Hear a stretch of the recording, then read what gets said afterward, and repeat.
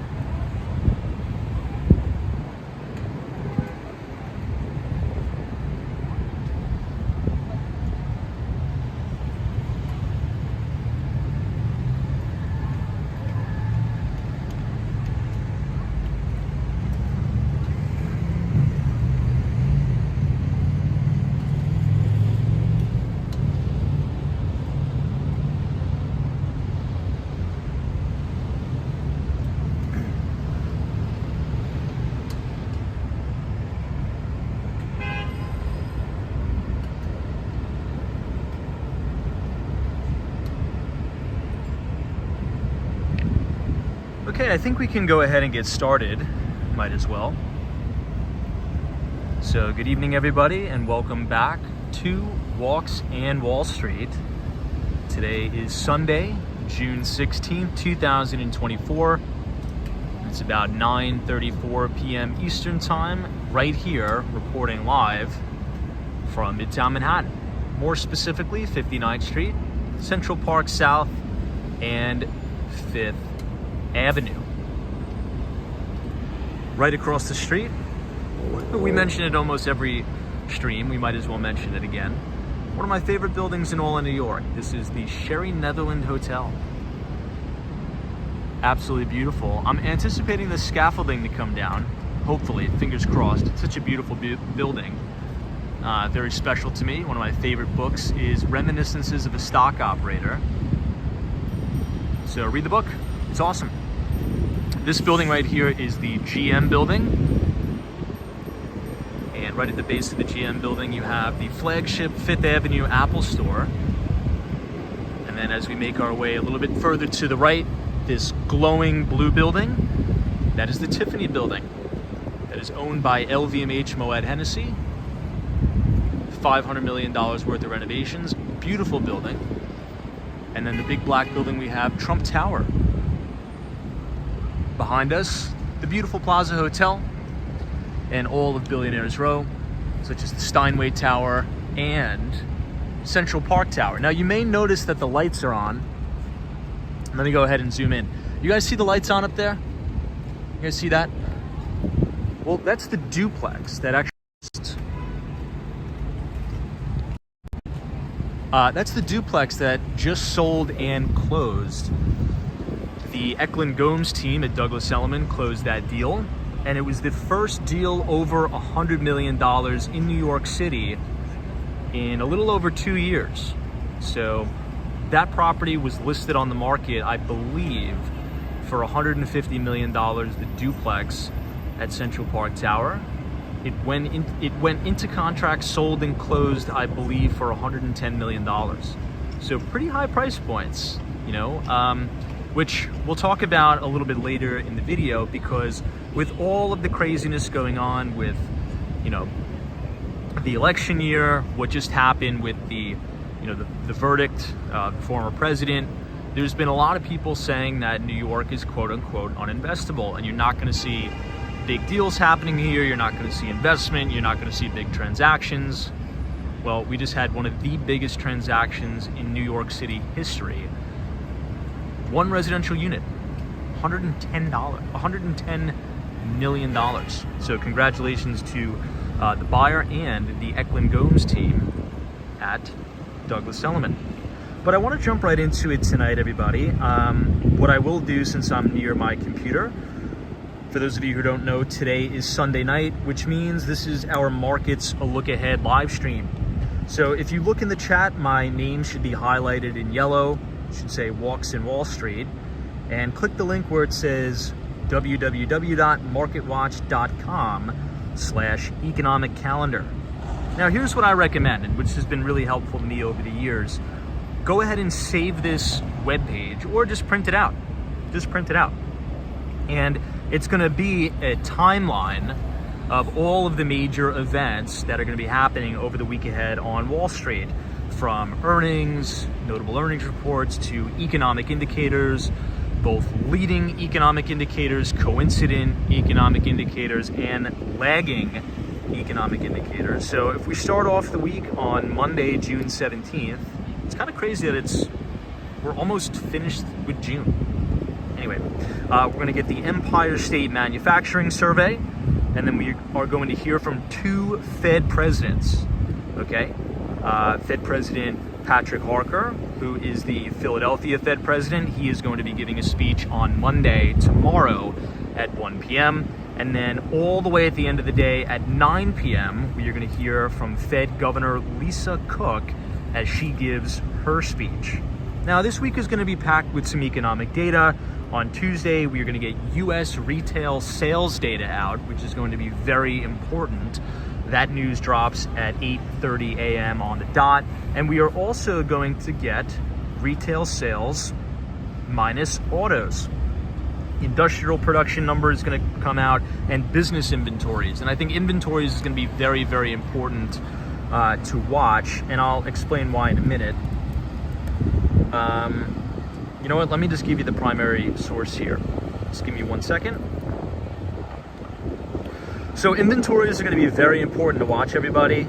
So if you look in the chat, my name's going to be highlighted again, Walks in Wall Street, and then it'll say www.ismworld.org. That is going to bring you to the most recent Institute for Supply Management Manufacturing PMI number. Now, there's a lot of data in here, which will be broken down in this week's newsletter, but go ahead and click that link, and I want you to take a read through the May 2024 Manufacturing ISM Report on Business as it relates to manufacturing activity in the United States. But specifically, I want you to go through the report, scroll down about a half of the way down the page, and read this section, what respondents are saying.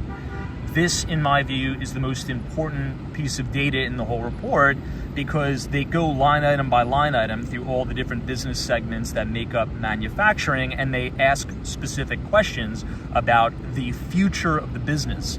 And you're going to see some interesting excerpts there about inventories in the United States. Now, as we look at manufacturing at a glance in the US, I want to go back 12 months. And what do you notice here? And oftentimes what I recommend is you should be going in Microsoft Excel and building a model of the ISM PMI numbers, because that will show you the business cycle essentially in real time. And you could see that in June of 2023, manufacturing was at 46.4. Throughout 2023 into 2024, the US manufacturing sector has recovered in a major, major way. And the reason why it's important to understand that is because assuming that manufacturing is growing in the United States, that is about 20% of US GDP, okay? So as we look at these leading economic indicators, if respondents are saying manufacturing activity is improving in the US, we're getting more orders, inventory is manageable, well, if we think about how that correlates to the S&P 500, 70% of the time when we have positive GDP growth in the United States, the S&P 500 is positive. So as a portfolio manager, if you're either a PM on Wall Street, maybe you're running your own family office, or maybe you're just running your regular retail brokerage account like I am, you want to give yourself the highest probability of success. So if you see manufacturing recovering in the United States and you see positive GDP prints, Well, it's probably not the best idea to have a bunch of short positions in your portfolio, right? You want to give yourself the best chance of success, high probabilistic risk-reward trades. So go ahead and click that link. It'll bring you to the ismworld.org. You can look back about, I think, to the late 60s, 1960s of ISM PMI data, and you can see some interesting correlations between GDP growth and equities. Tariq Khan, thank you so much for your generous $20 donation. I appreciate you very much. And happy Father's Day to you as well. God bless all the dads out there, and God bless the United States of America. So thank you, Tariq. Let's go ahead quickly, everybody, and check out futures, because futures did just open. I would like to note, I don't think the market is open Wednesday. It is the Juneteenth holiday. So I believe they closed the market this year, but I'm actually not sure, because most years that I don't believe they do. Anyway, wanted to quickly throw that out there. We'll take a quick look at S&P 500 E-mini futures contract, ticker symbol ES. We are opening about flat, down 3 points. S&P futures are trading at 5,498. We'll go over to the Dow Jones Industrial Average, or the Dow 30. The ticker symbol for the Dow 30 futures contract is YM. We're down about 42 points, trading at 38,967. And last but not least, we'll take a look at the NASDAQ 100 futures, which is the very high beta tech stock index. That is up about 8 points, 19,953 for NASDAQ 100 futures. And might I add, last week we had new all-time record highs for the S&P 500 and the NASDAQ 100. I lied, not last but not least. Let's check out the Russell 2000, because it's a very rate-sensitive indice. Russell 2000 got a little bit of a bid last week, gave up most of its gains into Friday. The ticker symbol for the Russell 2000 ETF is IWM. IWM. All right, let me go ahead and close up the laptop. I'll say hello to everybody in the chat, and we'll go ahead and get started. I want to talk about the advertising business with Amazon, Netflix, and YouTube. There was an interesting article in the Wall Street Journal, and I think it is appropriate to discuss. All right, everybody, give me a minute and we'll get started.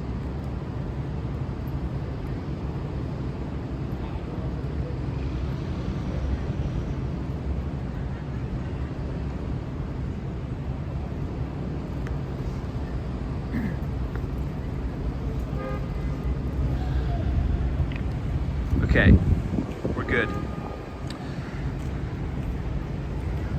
I see my wonderful friend, New England Crypto. Good to see you, New England Crypto. Thanks so much for joining us.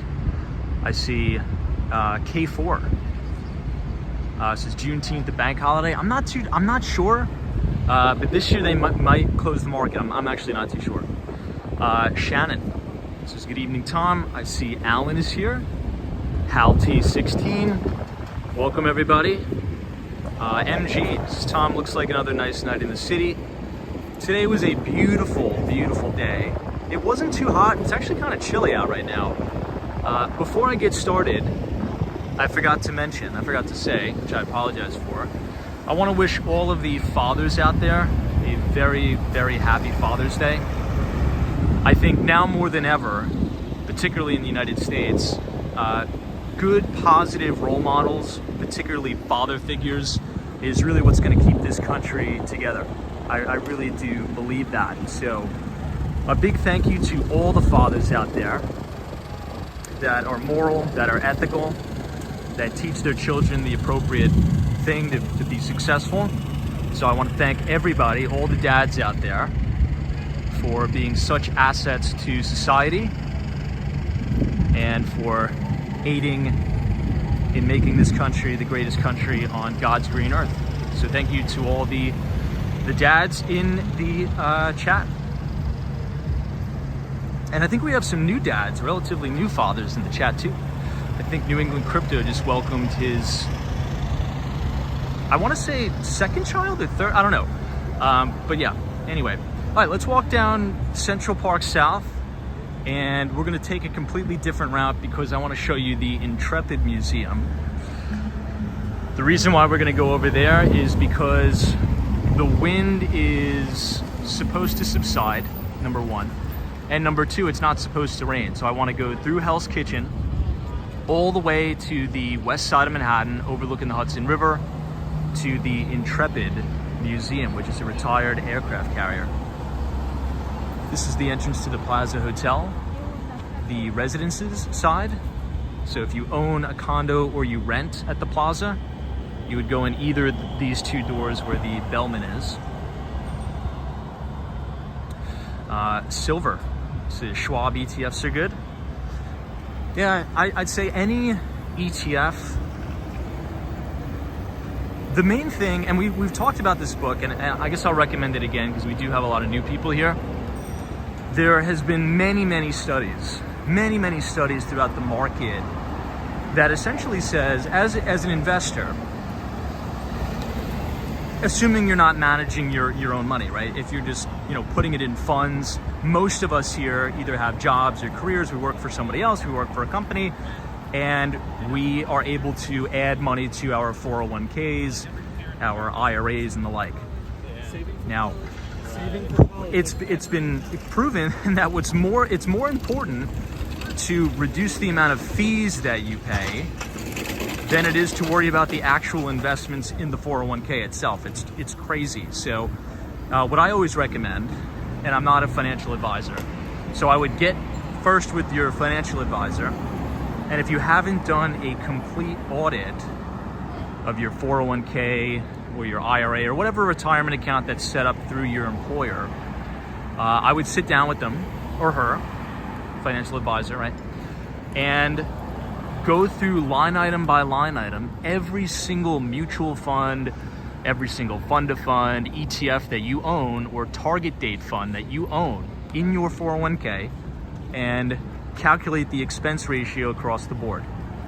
And generally speaking, you should not be paying more than 1% as a management fee on your total AUM, right? So let's say if you have $1 million in your 401k, you should not be paying more than 1%. And I think now that it's 2024, you could even say you shouldn't be paying, more than a half of a percentage point, right? I think anything over 1% is really egregious.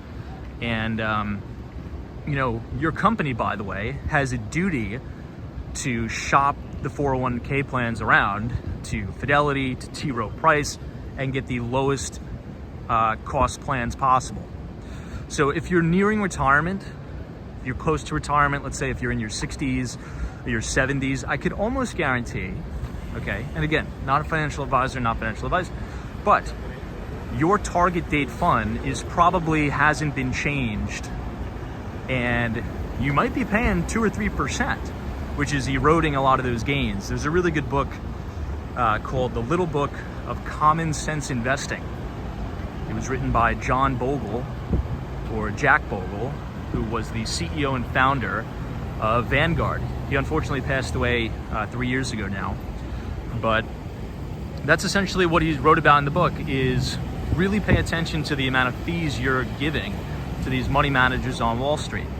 It's not the 1970s and 1980s anymore, where you're paying all of these load fees, front load, back end load. You shouldn't be paying a lot of fees. Anyway, just to kind of sum it up there. Okay, this is 6th Avenue, or Avenue of the Americas. This is one of my favorite entrances to Central Park. This is where they have all the horses here. MBA Elias is Tom. The stock market will be closed on Juneteenth, Wednesday the 19th. Thank you so much for that.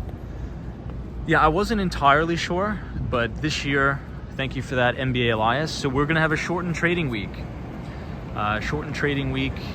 Probably volumes is gonna be really low. Now, throughout the summer, and you can look this up, trading volumes tend to kind of drift lower during the summer. It's called the summer doldrums, and they really start to pick back up after Labor Day.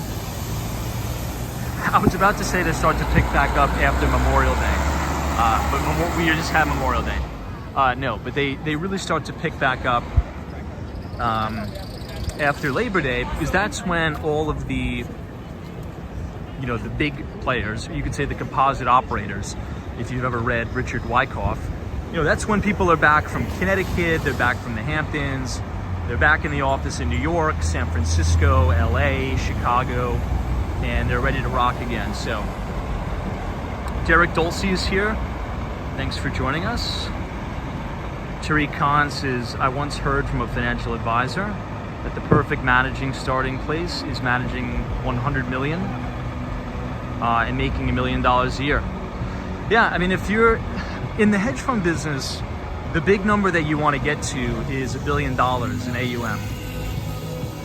And it's funny, to Tariq's point, many people think that, you know, if you work at a hedge fund, or if you're starting a hedge fund, you're a hedge fund manager or something like that, as we're trying to actively block out Taylor Swift here, there's a misconception. Everybody thinks that you make all this money and everybody in the hedge fund business is a multi-millionaire.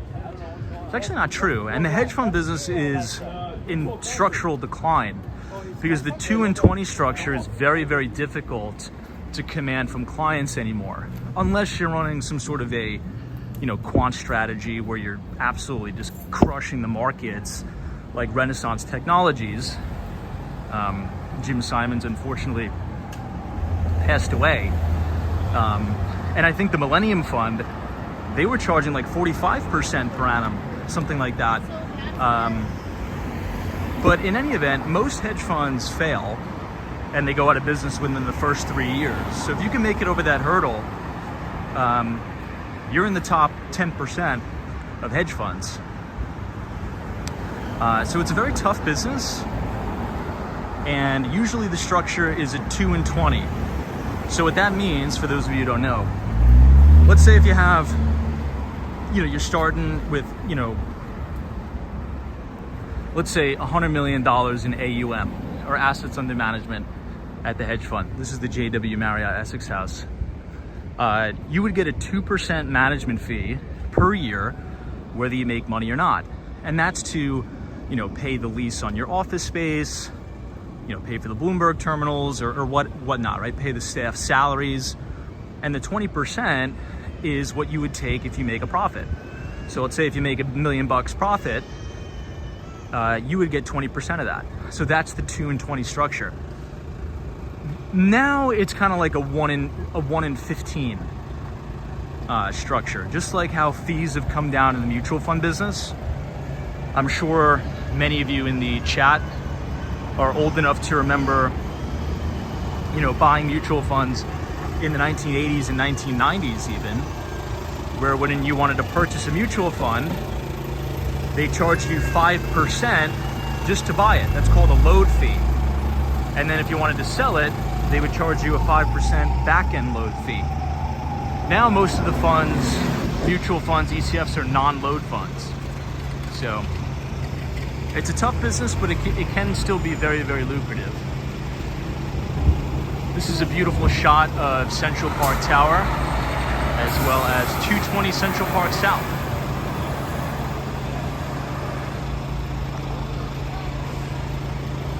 Beautiful. Hey, Frank is here. What's up, Frank?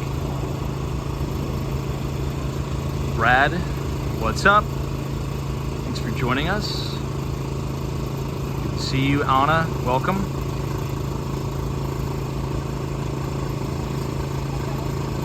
Colton Manning. Good to see you.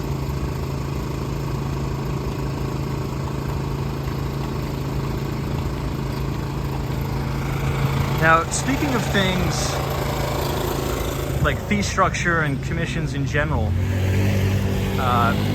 going down, it's not just on Wall Street, right? This is in every single industry, really. You're having fee compression across the board. I think that's going to hit the real estate business quite hard. And I also think it's going to hit the advertising business pretty hard, which is actually pretty good.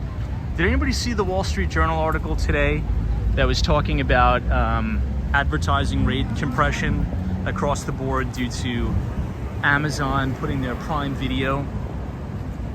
Essentially, coming in and trying to price everybody out of the market. Now they're in a big advertising price war with Netflix. From what I read, there's about, to reach 1,000 viewers, they charge about $30 to $34, right? So the cost per 1,000 impressions is 30 to 34 bucks, which is true because I'll quickly give you a little bit of an insight. When I go to my YouTube analytics, right, which, you know, on the very off chance, this is the New York Athletic Club, by the way, but on the very off chance that all of our live streams don't get copyright, it shows you how much YouTube is charging the advertisers to advertise on this broadcast. And oftentimes it's like $30 to $38. And then I think the advertising split from there, the creator or me or this broadcast gets about 50% of that, right? So 1,000 impressions or monetizable views, if you will. Anyway, that's kind of the standard. And Amazon is really trying to undercut the marketplace to take even more market share from Netflix and from YouTube.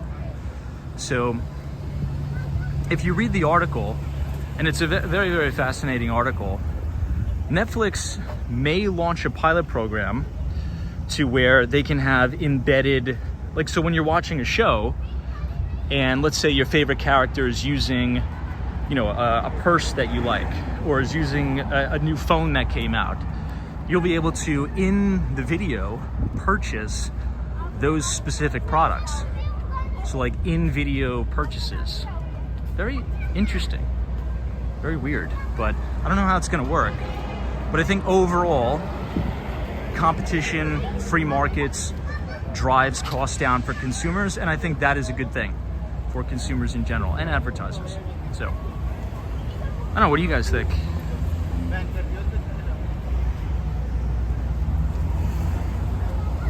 Now here you're looking at the Deutsche Bank towers, which is beautiful. You'll notice how one tower has more lights on than the other. That's because the northernmost facing tower is the Mandarin Oriental Hotel.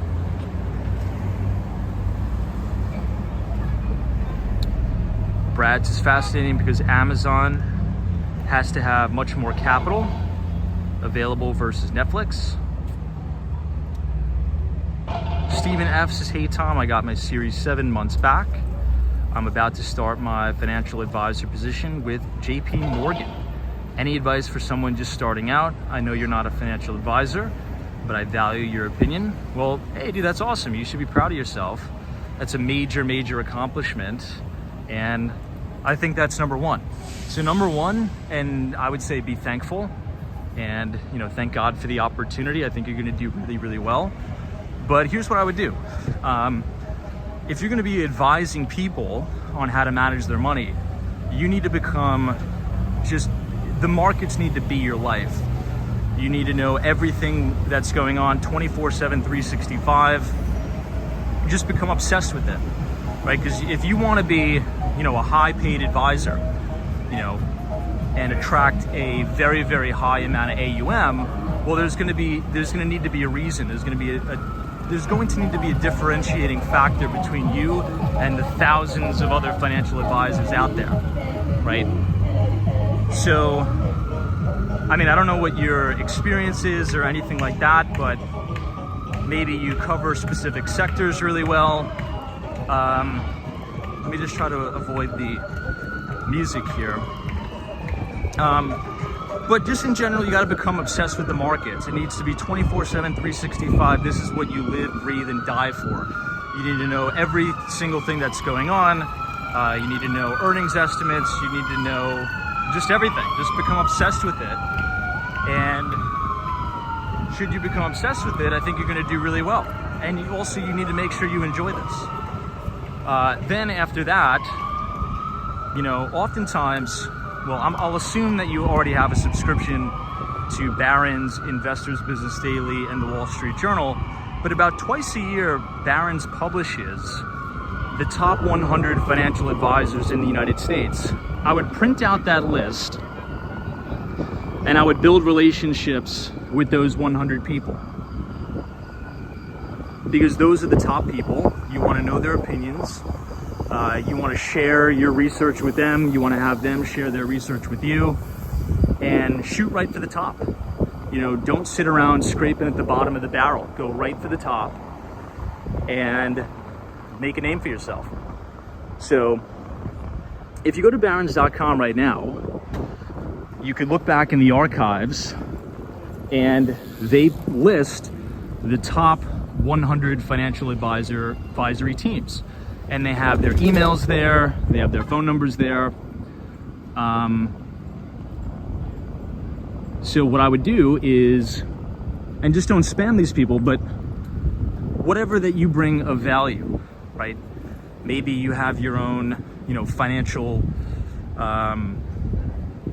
portfolio of work, right? Which I'm assuming you already have, where maybe you're covering these specific stocks and you have all of your, DCF models built. You could share that work around, network, and who knows, maybe they'll offer you a spot on their team, right? Wouldn't that be amazing if you could work for the #1 wealth management team or financial advisor team or whatever, right? So just be persistent, know the industry inside and out, and become obsessed with it. You really, because you really gotta know what you're talking about, I think. Oh, somebody says we've been buffering. Hold on one second.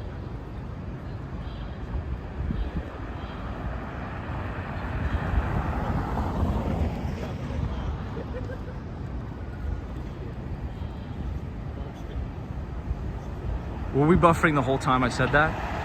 That's so funny. Well, if you didn't hear that, I'll email it to you. Gary says, Tom, turn off your Wi-Fi. There is no Wi-Fi enabled here.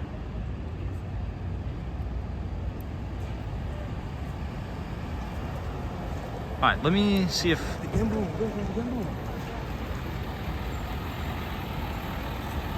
Let me go to my settings. Hold on.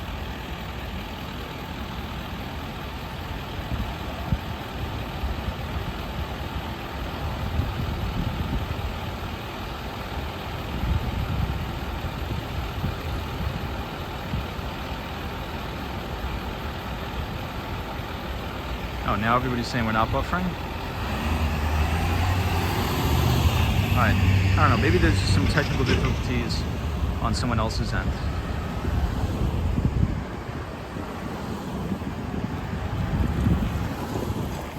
All right, well, this is the Trump International Hotel and Tower here.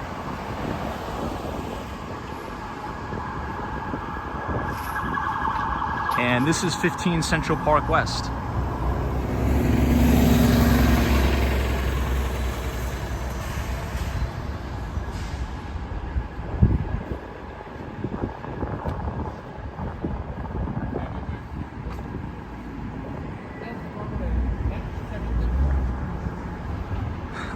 But yeah, I mean, that was, and that's kind of the advice that was given to me growing up, is that you should do the job before you get the job, right? Build a portfolio of work. So if you're going to apply for any job, right, the common meme on the internet is that, well, how am I supposed to get a job if I don't have any experience? And the only way I can get experience is if I get the job. Well, this is America, and you got to be a self-starter. And you can't be a child. You got to take initiative and do things on your own. So if you want to be an analyst at a bank and you're like, oh, I didn't get any of the summer internships, so I don't have any experience, how am I ever going to get my foot in the door? Well, do it yourself. Be a self-starter. If you really want to do this, you should be doing the analyst work already yourself. Nothing is stopping you from initiating coverage on a stock, building your financial models, writing your research reports, and accumulating a portfolio of work. Go on Wix.com, create a website, first name, last name, research.com, and publish your research and build out your portfolio of work and shop it around on the street. You gotta and you'll stand out. The marketplace is so big and there's so much opportunity that if you take initiative and you are absolutely relentless and you put out good quality work and you're consistent, and you do it every week in perpetuity forever, someone's going to notice and someone will hire you, right? There's no shortage of opportunities. So just build that portfolio of work. If you like enterprise software, then you should be sitting at home, sifting through every single 10K, 10Q of every single enterprise software company that's public, building your models, building your thesis. Talk to people who work at these companies. Why is this software better than the other? Right? Maybe you're into manufacturing. Maybe you're into consumer staples. I don't know. But you should be absolutely ruthless and relentless in building your portfolio of work before you get any job. Right? Be the job, do the job before you get the job. And it costs you nothing. Especially in the investment business, you just go to sec.gov. These are all public filings, and maybe even manage a little bit of money on your own, and you'll do really, really well. You'll do really, really, really well.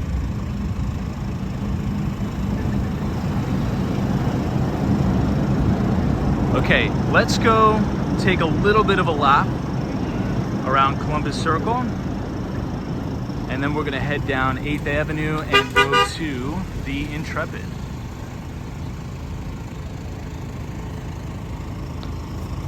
Once we have the light, this is a nice Tesla Model Y.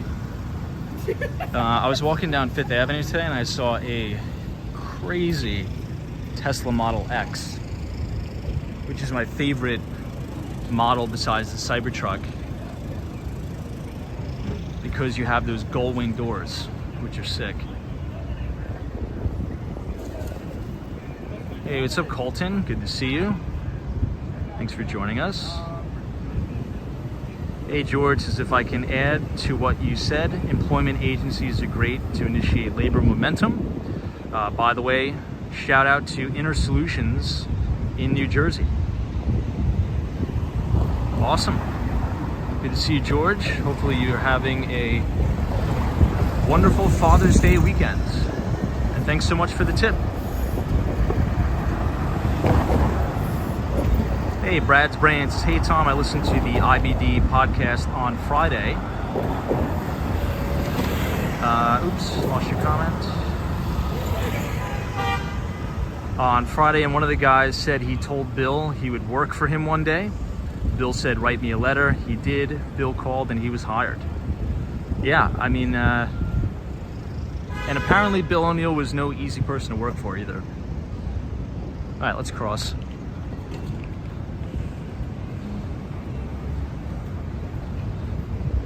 Ooh, nice. The Papa Smurf, the OG, the FDNY is in the house. Says, hey Tom, I have a Tesla Model S Plaid 2021, amazing car. I drive back and forth for work. Love that. Now, do you have a charging station at your house, or how does that work?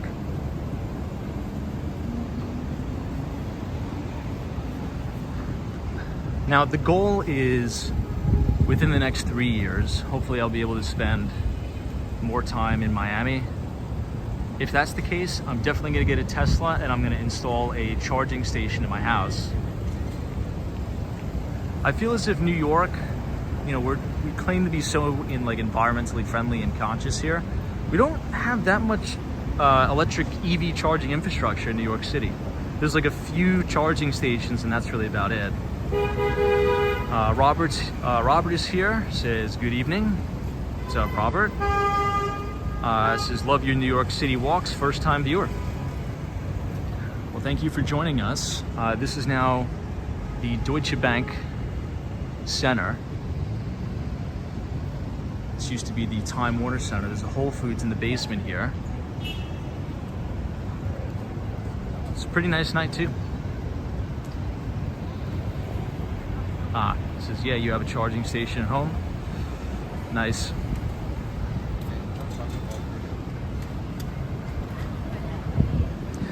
Yeah, I mean, when it comes time for me to get a car, I'm really debating between the Cybertruck or the Model X. Now, Cybertruck is awesome, but I feel that it may be too big.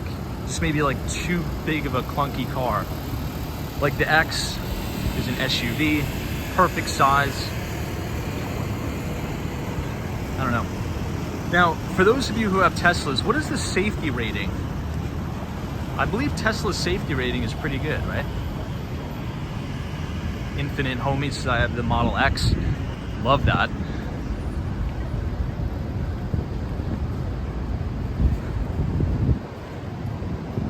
All right, 8th Avenue, let's start to head down.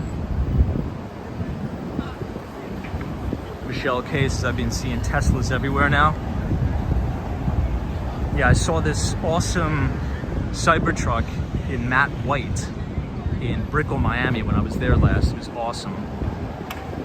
New England Crypto says, yeah, Tom needs 240 volt outlet installed for mining. I need charging. Ha, yeah, that too.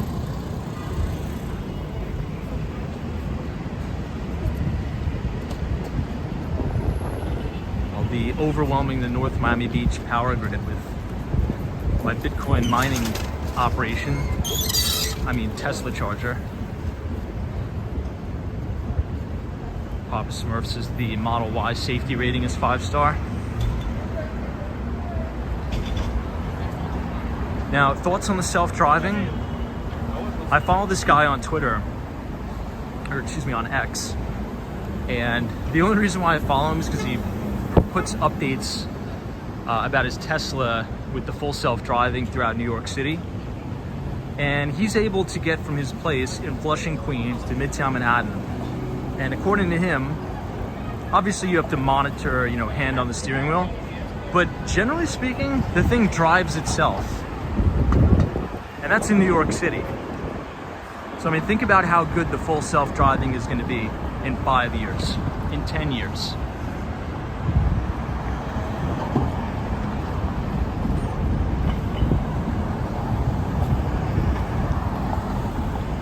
Okay, this is the corner of 57th Street and 8th Avenue, and we're gonna head down. Andy says, hey Tom, I have a Tesla Model 3. Tried to sell it after 2 years and found I have lost a fortune. Nobody wants EV in New Zealand due to road user charges. This makes it cheaper to drive a RAV4 hybrid. Wow. Now, Andy, I have a follow-up question for you. You mentioned that you lost a fortune. You're not alone, because one of the reasons for this is Elon has been cutting prices, has been cutting the cost of Teslas to stay competitive. So current Tesla owners have been really, really pissed off over the last year, but it kind of needs to happen. You know, he needs to continuously cut prices. That's why you've seen this massive hit in the stock price too. You know, we can't forget that, because, you know, Wall Street commanded a premium for Tesla because of the high gross margins. If you compare Tesla's margins to any of the other auto OEMs, it's a total blowout, right? If you look at the average margin, hold on, let me just cross. If you look at the average margin across the board, mid-single digits, high single digits. Tesla, before they started cutting prices, was 30% margins. Now, I think they'll get there again as they ramp production up. But they have had to cut prices, which has made existing Tesla owners not too happy. So do you think that's probably another reason why? You know what, let me go back to your comment, because you said there's some new regulation in New Zealand. Let me see, it's actually important. I'll look that up when I get home. Give me a second. This is the Soup Nazi place from Seinfeld. Bill says, Tom, I got a trade-in quote on my 2-year-old Model 3 today. It lost 64%. Holy crap. Digital Generation says, I got my Model X back in 2018. All right, let me go back up. Hold on one second.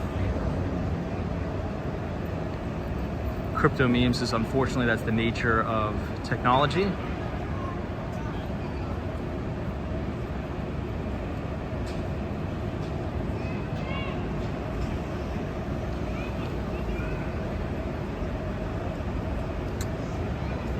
lost the comment. Hold on one second.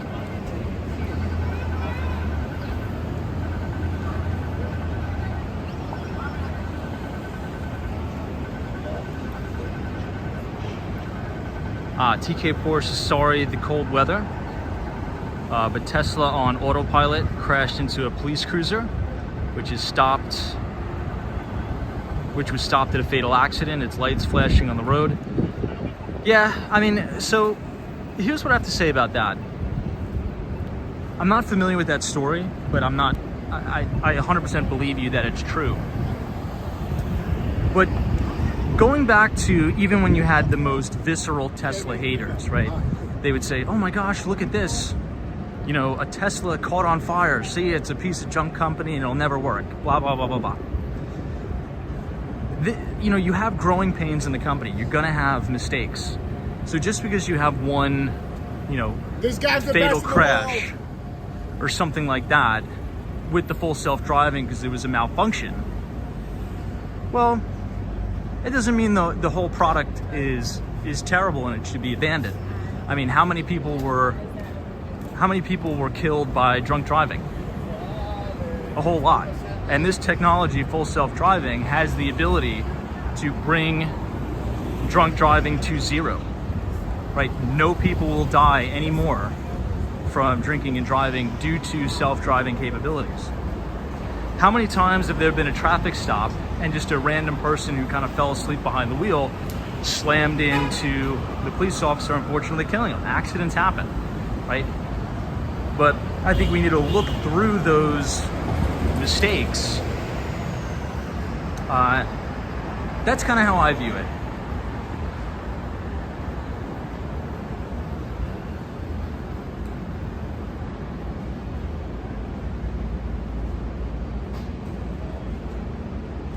TK Porsche says Sara was widely reported incident less than 10 miles from my home. No, it's a great data point. I'm glad you put it in there.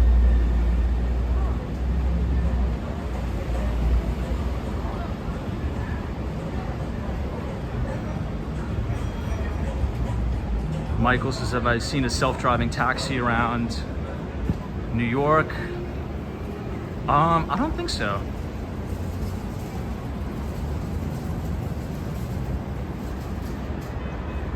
Yeah, I don't think I have. I don't know if we do have self-driving taxis in New York. Does anyone know? I feel as if, who has the pilot program for those autonomous taxis? I think it's somewhere in Arizona, I think. 3T3 says, I'm betting the person was on autopilot, which is totally different than self-driving beta.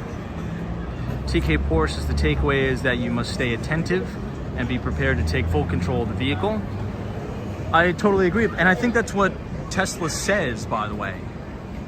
I think they say if you're going to use the full self-driving, it's not like you can, you know, go in the back seat and go to sleep.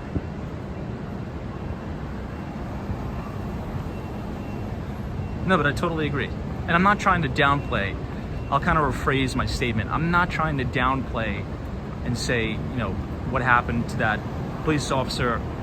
I mean, it's tragic. It's horrible. Absolutely horrible. So I'm not trying to downplay that situation. I'm just trying to reason with it. This is 242 West 53rd Street. Deb versus Tom. New York State only allows self-driving if someone is in the driver's seat and ready to take full control. Dale says Waymo and Cruise are full self-driving taxis. Yeah, but I don't think we have them in New York. Bill says it's fantastic technology. I just wish they would stop drastically over-promising while under-delivering. It's a good comment too.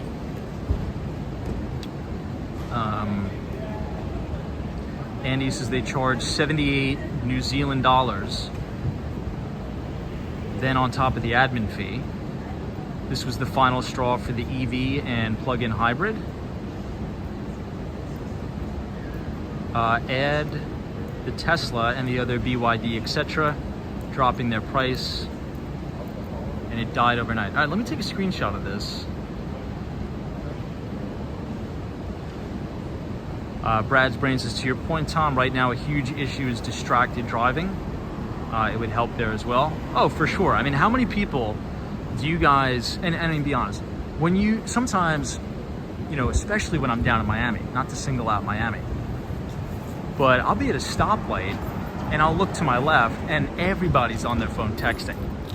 And then the light turns green, I go, and then I look in my, you know, side view mirror on my Vespa, and the car's still stopped there, and everybody's blowing the horn at the guy or the girl. So distracted driving is a big problem. I'm bullish on the full self-driving technology because I think it's gonna, I really do believe this. I really do believe it'll save a lot of lives. But you have a lot of hit pieces, and oftentimes these hit pieces on Tesla are backed by short sellers, by the way, to say, oh, see, this killed someone, this is why we should be banning it. Look, there's gonna be problems, there's gonna be fatalities along the way, but over the long term, it's gonna bring the fatalities to zero, which is what we're looking for. I mean, how much heartbreak, every year you hear the same thing, right around prom season, right around graduation season, where, you know, teenagers were driving home, someone was intoxicated, boom, and it kills, you know, a group of 4 teenagers just getting ready to go to college. It's every year. It's like the same news story every year it happens. A tragic event like that. Full self-driving will bring that to zero over time, which is unbelievable, which is absolutely unbelievable. And I think just fatalities on the road in general.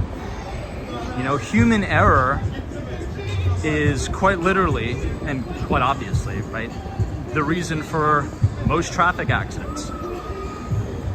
Once you get the full self-driving, the AI, there'll be literally no more accidents on the road.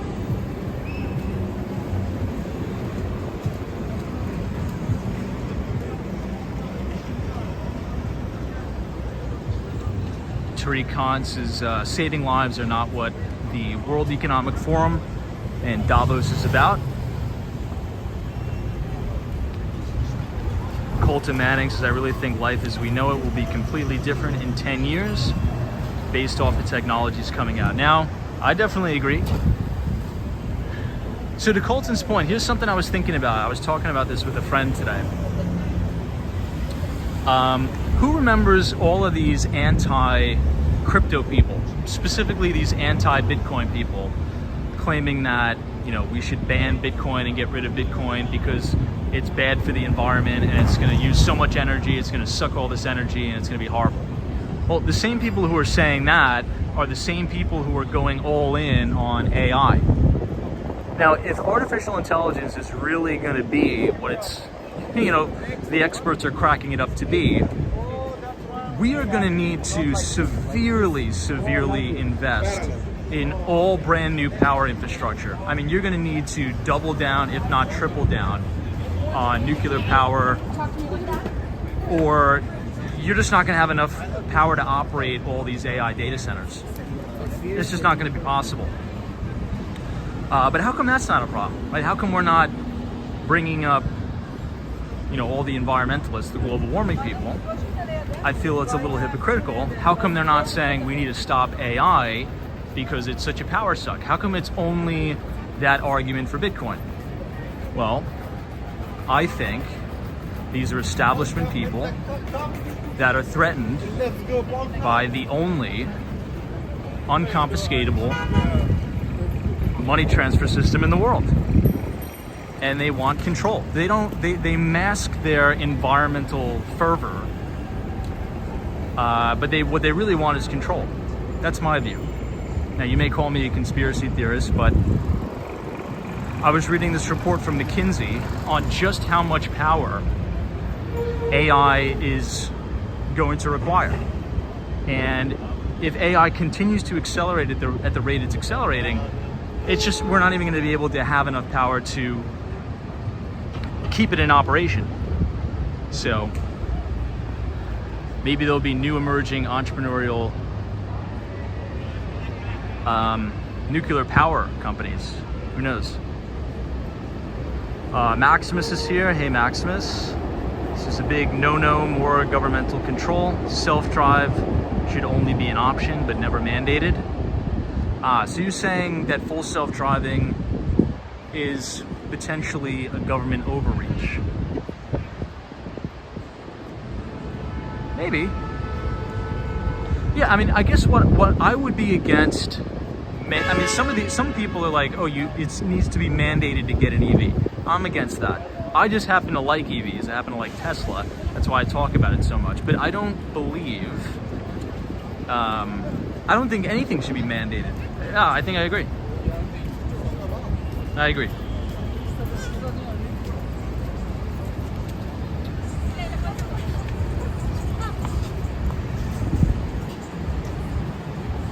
Okay, we got a little thrown off course here. I was going to take 8th Avenue all the way down, but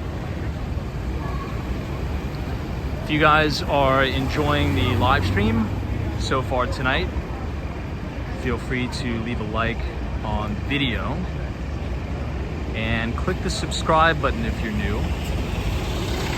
We do these live streams pretty much every day, starting at 8:30.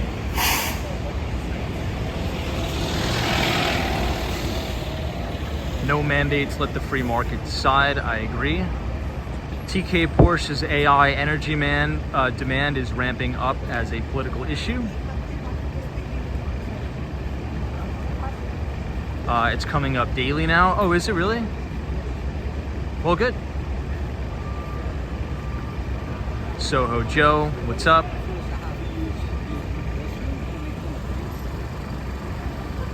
All right, let's cross back over to 8th. I don't know if I could withstand Times Square tonight.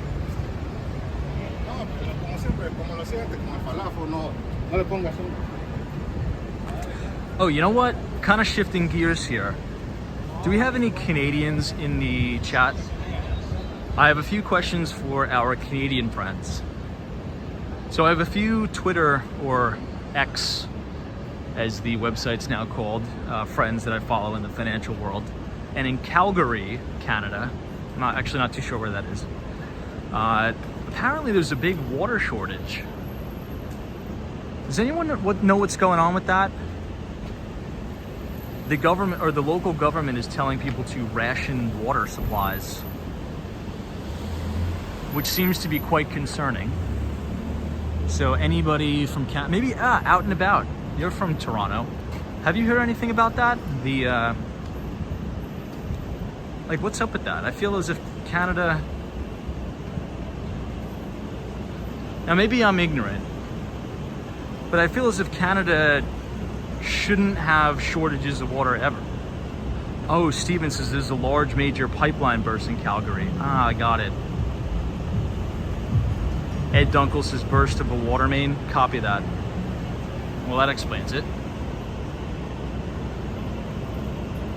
What's the population of Calgary?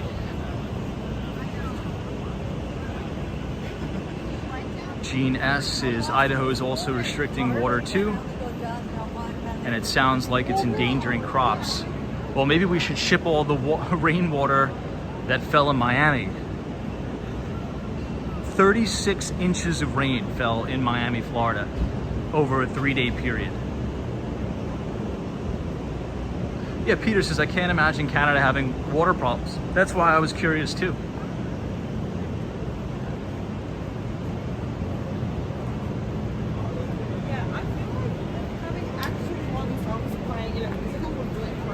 Anyway, well, you know, weather patterns are strange, because I remember covering on this live stream the California wildfires and the droughts in California, and having some of my friends in Cali saying they're telling us to ration water. And now, last year you've had record rain throughout parts of California.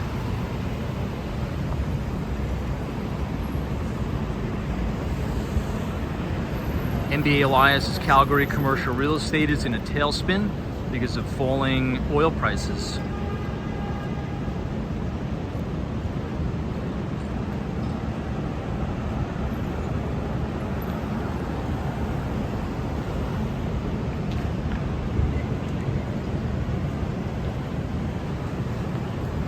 Now, residential real estate in and around big metropolitan areas like Toronto, I mean, you think there's an affordability crisis in the United States?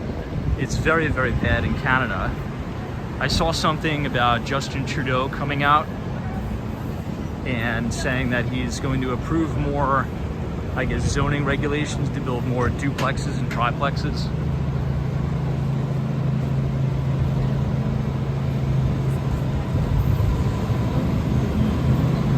I mean, some of my friends send me listings in Toronto. You know, a decent house is like $1 million CAD. Just for like a normal home. It's not even like a luxury home. It's a normal, run-of-the-mill house. And if you want to get into a halfway decent home, you're gonna have to pony up, you know, $1 million CAD. Now, a problem that I foresee a little bit, and again, I'm not well versed in Canadian real estate. I just follow a few people. I have a couple friends there. Let me get away from this guy. There's a lot of floating rate debt in Canada that's been used to acquire these properties.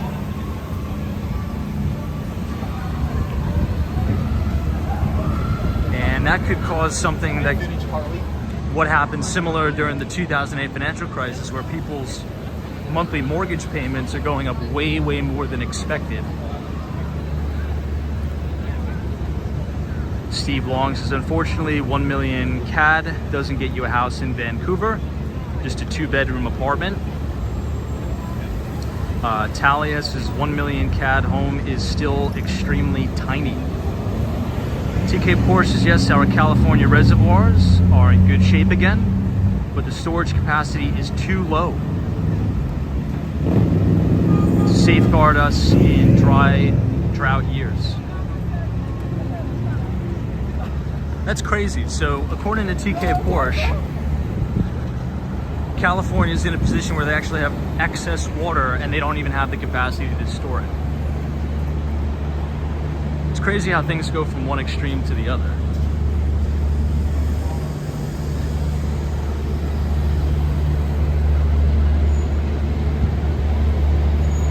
Anyway, Dario says we're headed towards the Torch building. We are.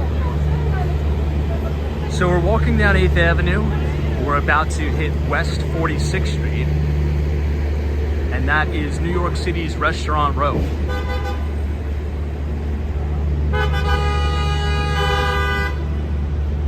Bit of a traffic jam.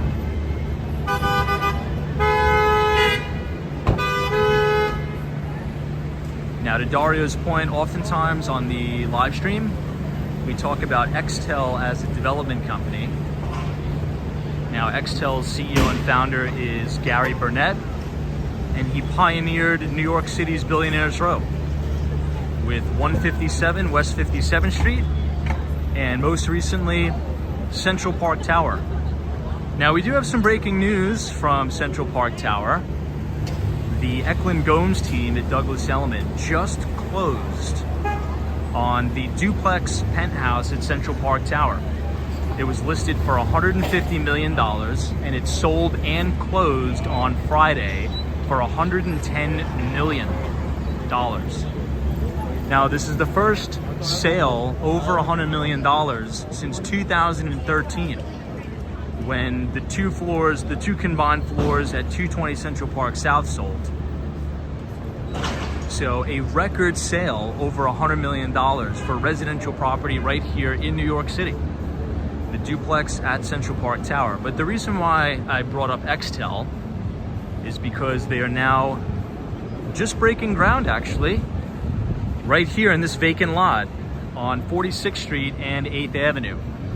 The exact address is 740 8th Avenue. And this is going to be the Torch building. So if you haven't seen any of the renderings online, you have got to check this out. It is I don't know, let me know in the comments what you think. Do you like the design of the Torch building? Just pull up a Google web browser, type in Xtell, E-X-T-E-L-L, and then the torch, and you'll see some of the renderings. Now, we'll cross the street and check out the construction site because they do have a very, very, very small rendering up, but you can't really see it too good. But we'll check it out since we're here, we might as well. And the building is gonna sit quite literally on New York City's Restaurant Row. You can see the sign for Restaurant Row right here.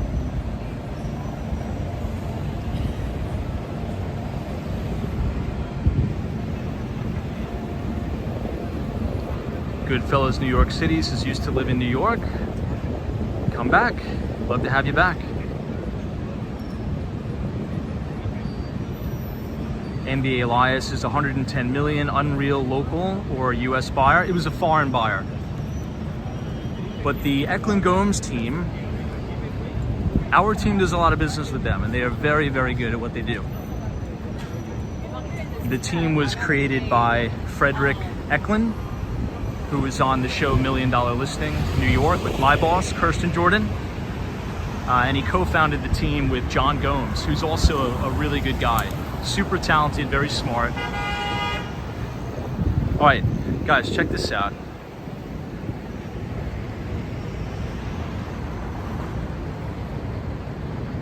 So you can't really see it.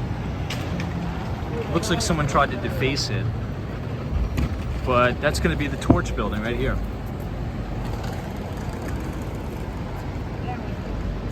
So completion is in the second quarter of 2027. But you can see the base of the building here.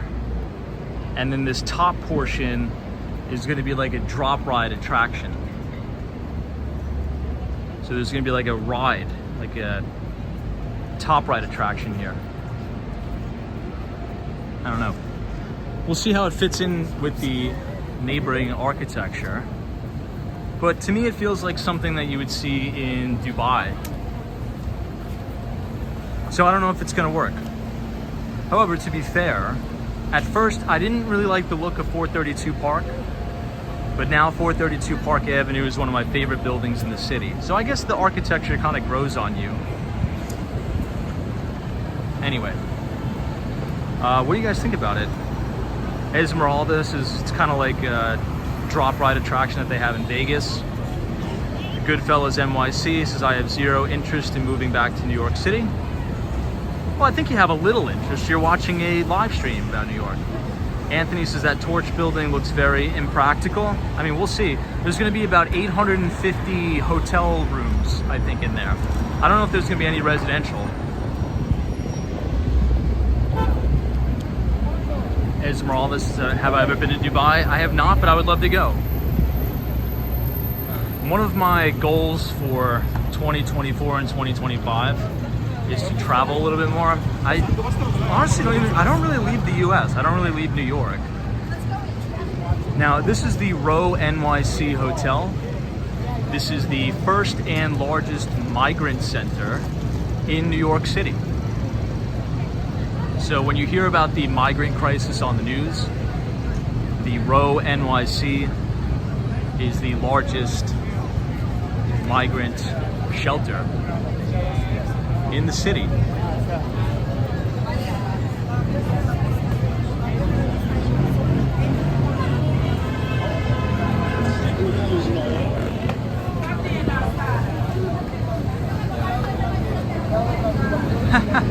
Joel PM says, I think locals will absolutely despise it. So Joel, it's crazy because if you go back to 2013, I remember reading articles in the New York Times talking about how disgusting 157 was and how a lot of New Yorkers hated the architectural look of the facade of 157.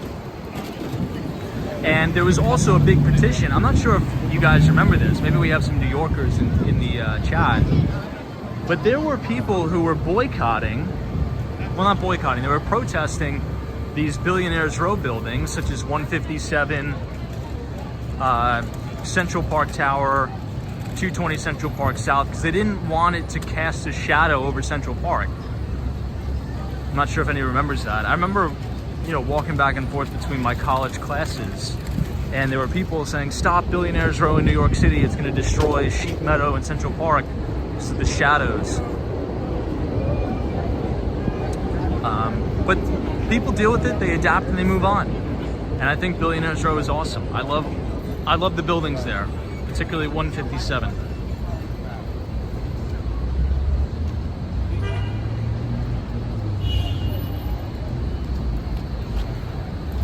All right, coming up on the Port Authority bus terminal.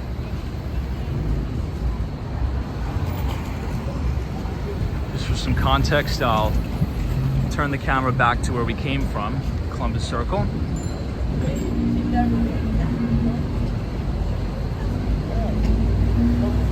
Now, speaking of big skyscrapers that are casting huge shadows, there's even been some backlash down in Miami, particularly in Sunny Isles Beach, because if you think about Billionaires Row of the South,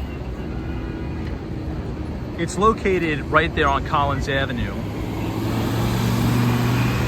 in Sunny Isles Beach. And it starts with the Turnberry Ocean Club and Residences. But right next to the Turnberry, you're gonna have the Bentley building, then you're gonna have the Turnberry, then you're gonna have Porsche Design, which is actually already up. And then to the left of Porsche Design Tower, you're gonna have the St. Regis, which is gonna be these two beautiful towers. And if you go there, if you go to Sunny Isles Beach, you're gonna see these huge shadows from the Turnberry, from Porsche, pretty much covering the entire beach. And a lot of people have been, you know, a little pissed off about that because they want to go to the beach during the day and, you know, suntan. But a lot of it in Sunny Isles is all shadow because of those buildings.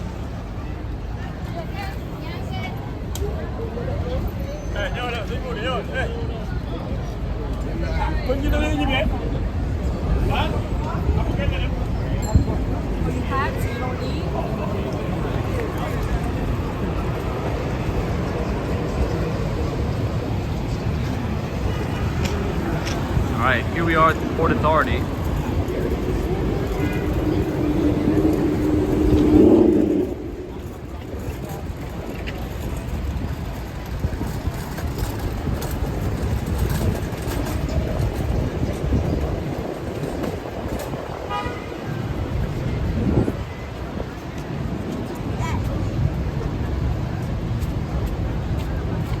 Zozo Bob's Sunny Isles does have a height limit though.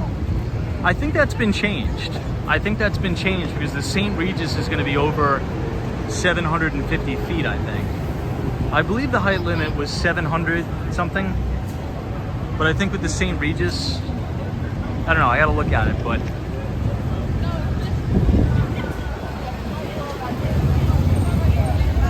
maybe you could do a quick Google search of how tall the St. Regis is going to be. I think it's going to be 750 feet.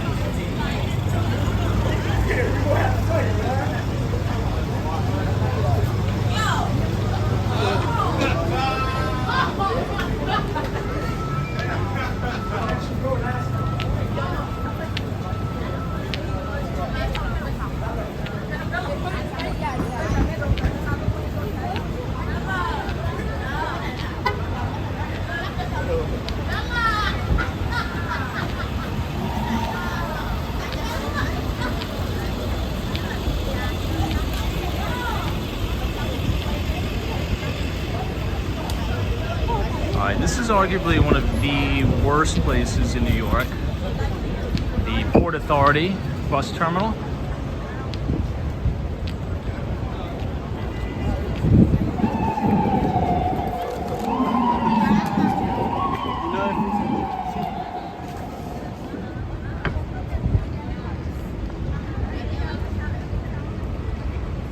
What's up, Mohammed? Come at 41st.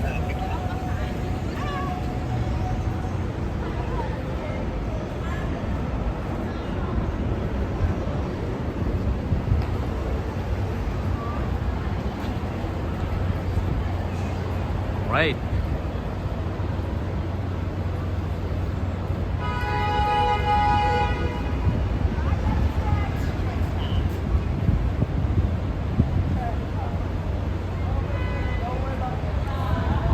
city limits. Says Tom, how's your home in Miami from the flooding? I don't flood where I'm at. I mean, I never ever flood. That's where I bought that's why I bought in the neighborhood that I did. We don't get any flooding. You know, oftentimes when you see on the news, you know, the flooding, I'm not trying to downplay it. The flooding is bad, but it's the same locations that's been flooding since the beginning in Miami. You know, it's, you know, Brickell floods, downtown Miami, where they're doing that new bridge floods. It's just the same areas that flood every time. And then it's dry in 24 hours. Stephen F says, I think the whole area is terrible. Times Square, 42nd Street, way too packed and touristy, too commercial. Yeah, I definitely agree. And that's why a lot of the, I actually gotta be careful with what I say. But a lot of the condos in and around Times Square have taken an absolute beating on their valuation because, to your point, nobody really wants to live right in Times Square.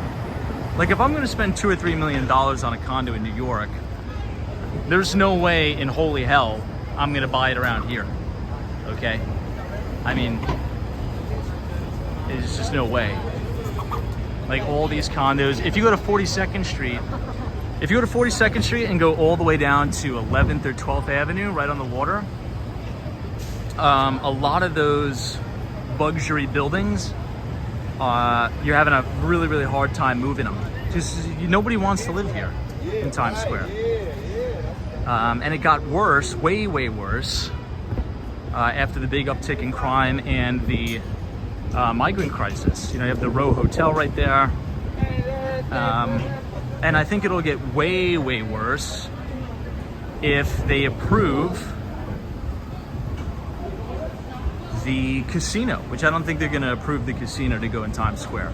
If New York City actually puts a stamp of approval on the casino going in Times Square, I mean, if you own a condo or you own, you know, an apartment or a home in and around anywhere in the 42nd Street area, I mean, you're done. It's just, you know, I would actually write it off. I would just write the investment off. All right, we actually overshot a little bit.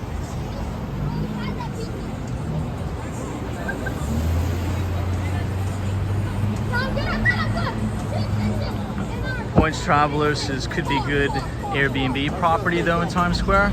Airbnb, they've really, really cut down on Airbnb here.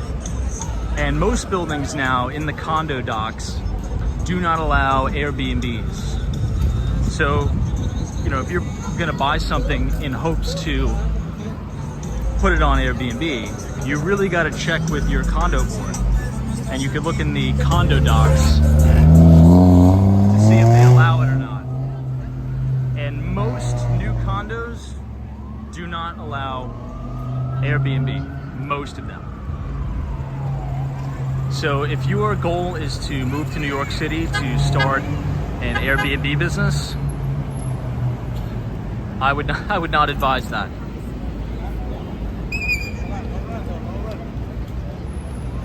And I think you'll see that in more major cities. Really, really tough crackdowns on Airbnbs. And to take it even a step further, cities are cracking down on subletting rules and subletting laws.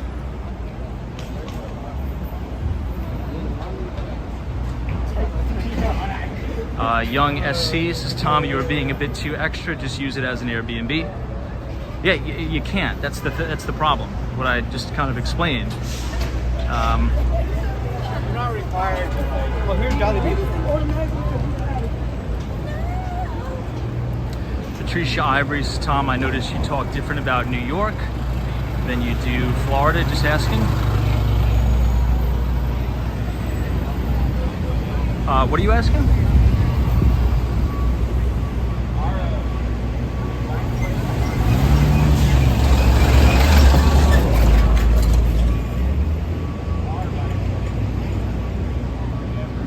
I talk different about the cities? Well, yeah, they're very, very different cities. I mean, they're very, very different cities. All right, I'm gonna take you guys to the Intrepid. I love the Intrepid.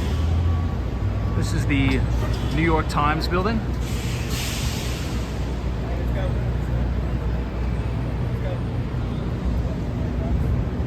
All right, turn right. So we'll make a left on 42nd.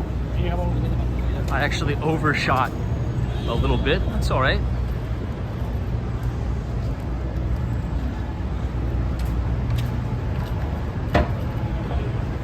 Michael says, Tom, if I come to New York City, what hotel should I use? I guess it really depends on your budget. If, you know, you could spend a lot of money, I would recommend the Park Hyatt Hotel. I always recommend that hotel. I personally think that's the best hotel in New York. The Park Hyatt at 157, the staff is amazing, the rooms are big, the amenities are great, and it's right on Billionaires Row. I love the Park Hyatt, so I'd recommend that if you have a big budget. But if you have a smaller budget and you want to be, you know, in that vicinity of Central Park, I would actually recommend the Park Lane Hotel. That's a pretty nice hotel now.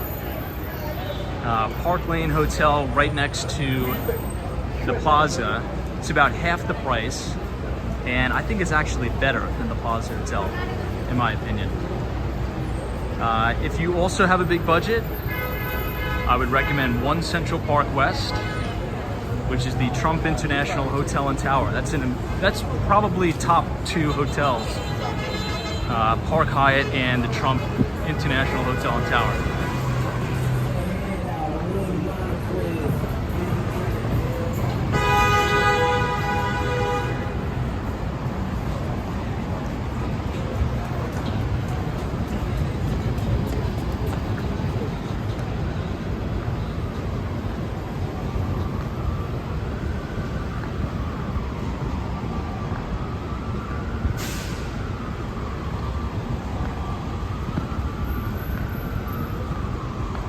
Okay, we are going to go all the way to the end, overlooking the Hudson River. The last time we came over here was Fleet Week.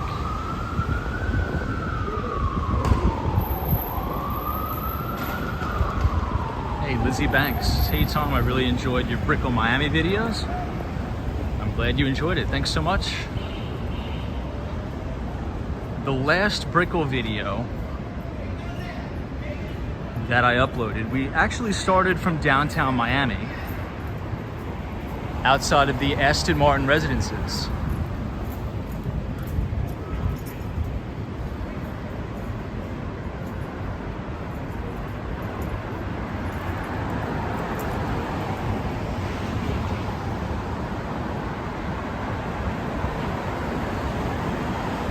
Now there's another building that I think is going to be a very, very good, well, I think it's going to achieve a full sellout relatively quickly. And that is the new Extel building on the Upper West Side. I believe it's 50 West 65th Street. Maybe somebody could quickly look that up. I always get the address confused. But it's a beautiful, beautiful new condo on the Upper West Side of Manhattan. It's not complete yet, but it's another Extel development. 50 West 65th?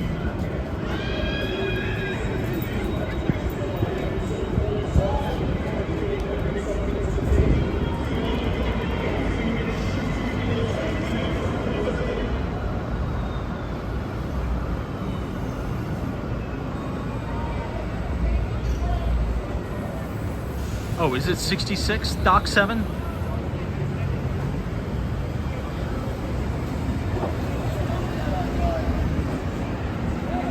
All right, this is 9th Avenue.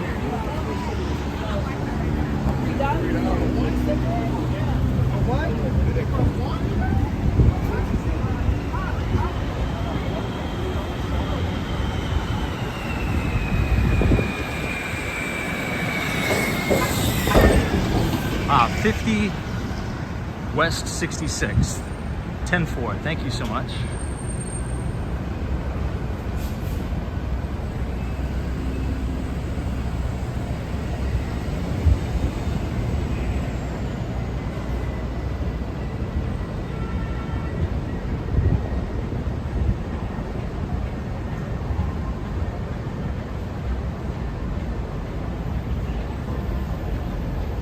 this is the postponed congestion pricing.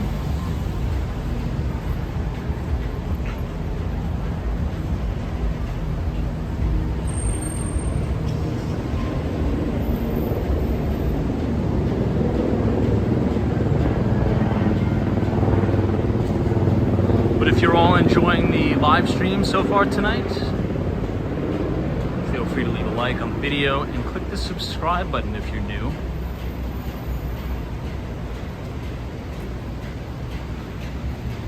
We do these every night starting at 8:45.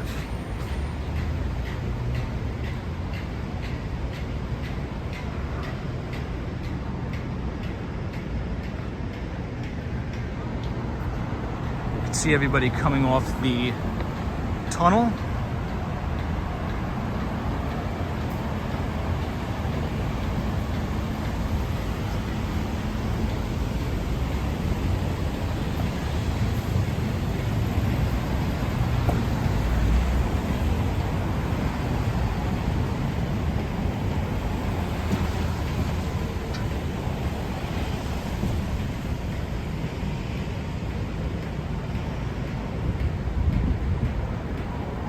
Hey, Stephen F. This has been subbed for a while, first time posting, been watching for a while. Thank you so much for watching. I appreciate it very much. Thank you for the support. If we have enough time, let's go ahead and head to the Hudson Yards too, might as well.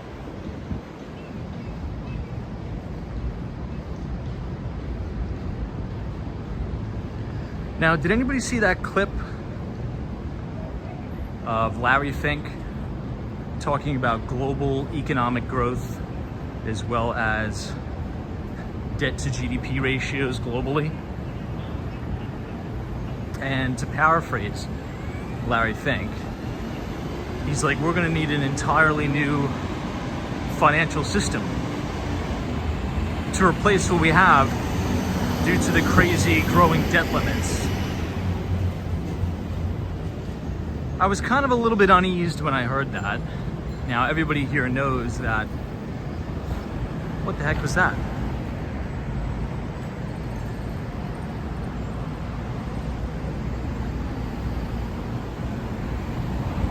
That was probably the biggest glove I've ever seen. I almost tripped over.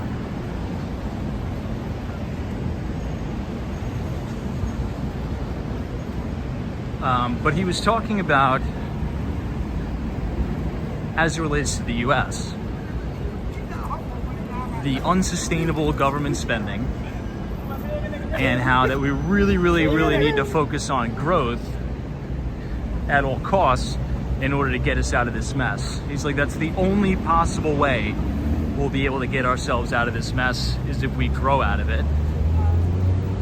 And another concern that he had, which we voice quite often, is a lot of the developing countries across the world, globally, the problem that they're facing is declining populations, aging populations, and government and population collapse.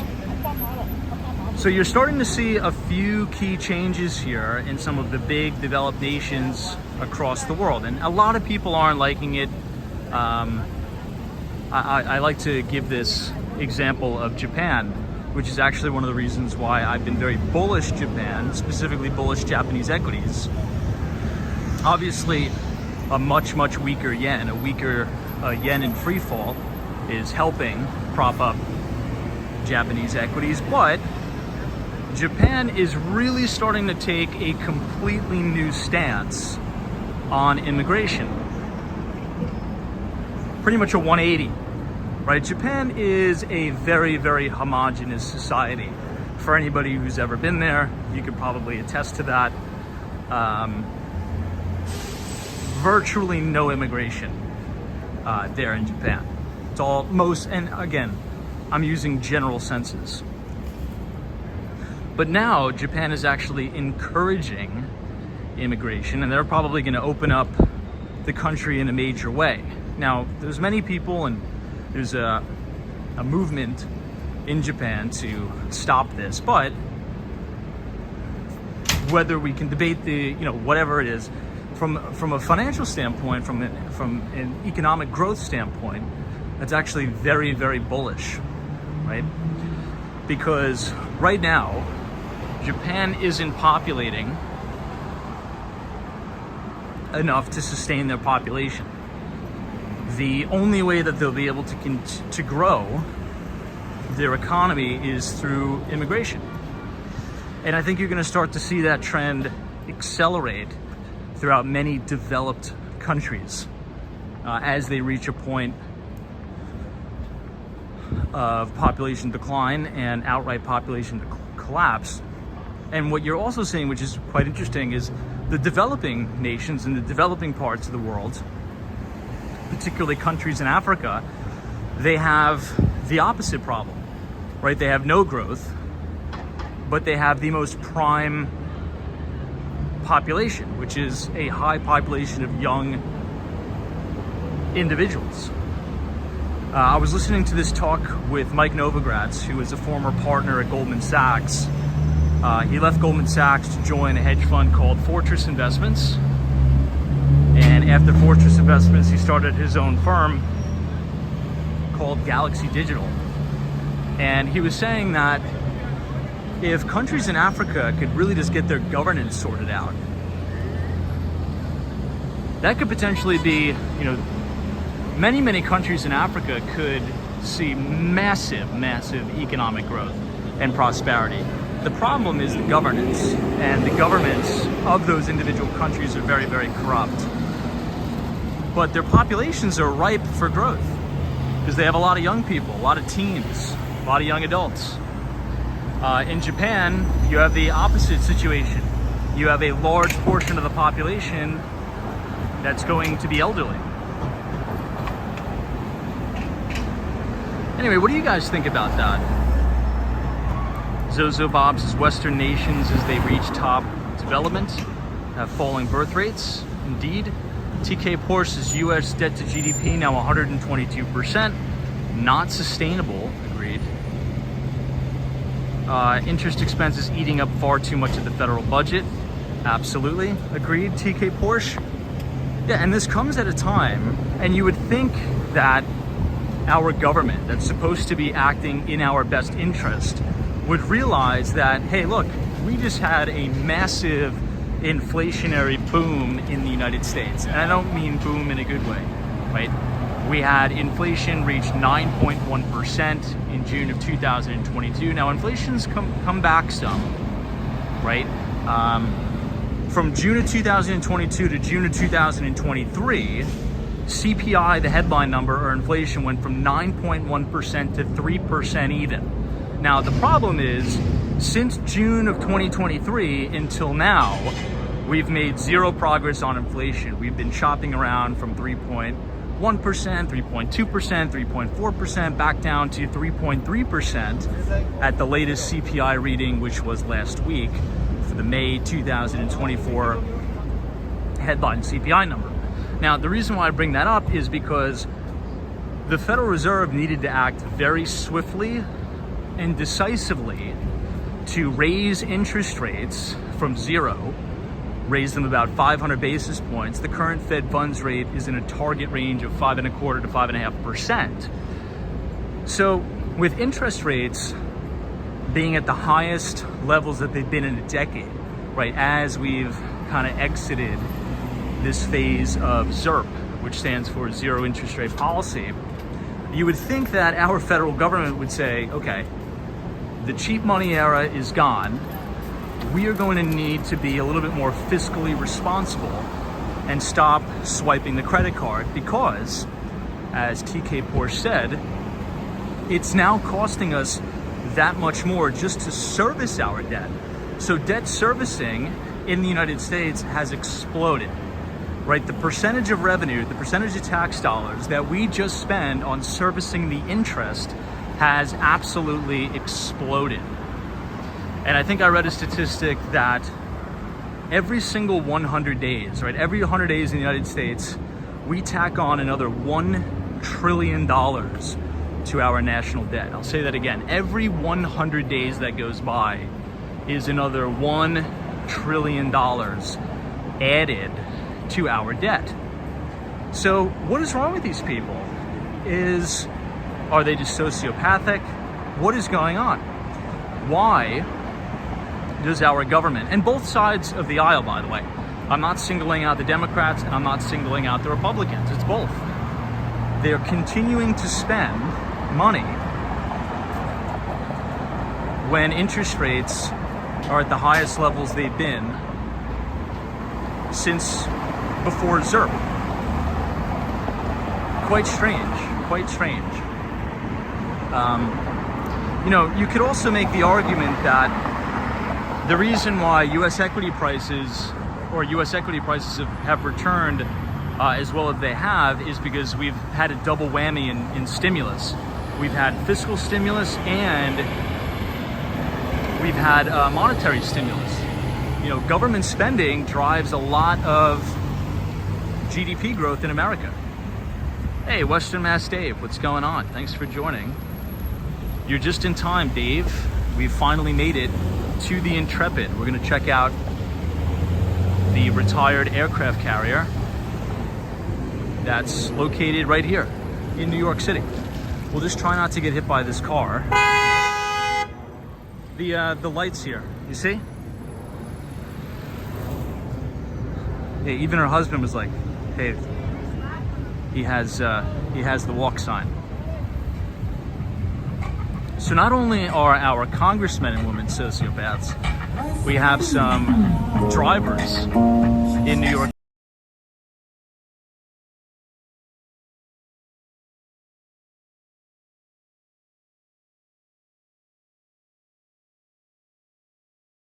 Now, you could pay to take a cruise around New York and see all the buildings and stuff like that. But here's what I'd recommend if you're a tourist in New York. You don't really need to pay to get on a ferry and kind of see all the beautiful buildings in New York City. Just take the one train all the way to the end to South Ferry and just get on the Staten Island ferry. It's free and you have probably the best view of all time. Downtown Brooklyn, Brooklyn Bridge, Manhattan Bridge. You also see One World Trade Center. You can see all the way to the Hudson Yards, all of Billionaires Row. So if you're visiting New York City and you want to save some money, but you also want to take a beautiful ferry ride to enjoy the Manhattan skyline, just get on the one train, get off at South Ferry, and you could ride the ferry for free an unlimited amount of times. All right, we finally made it. This is Hudson River Park. You have this gorgeous view of the Hudson Yards, which is almost kind of like a mini city in and of itself. But I want to check out the Intrepid. Might as well.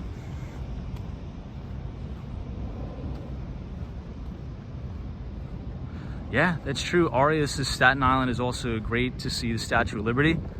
Very true. You know what? That's a good idea. When is the last time we did the live stream from the Staten Island ferry? I think it's been well over a year, right? Maybe we'll have to do that this week. We will start the live stream from South Ferry. Take Staten Island Ferry.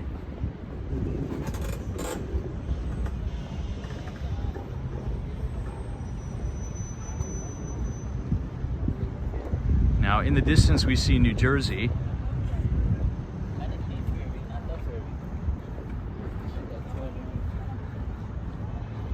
I always wonder what those houses are right up here.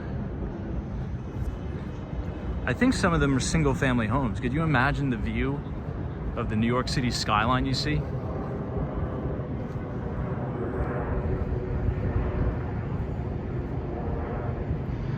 Yeah, Harry Connors is late August of last year. Maybe we'll do that this week.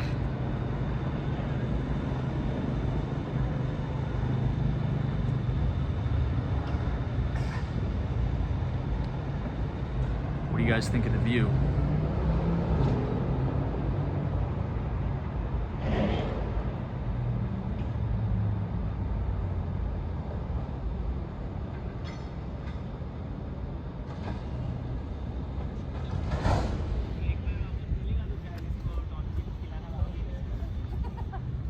And notice how quiet it gets over here.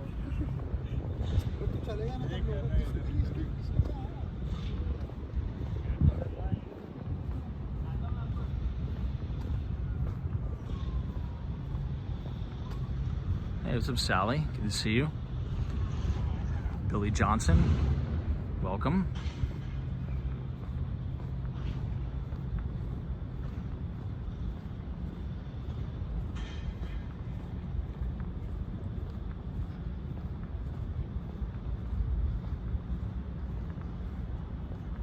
It's crazy how you can, 10 minutes ago, we were in the loudest environment ever. Like my ears were ringing from the clanging and banging of the horns and the pedicab guys playing the same Taylor Swift song over and over.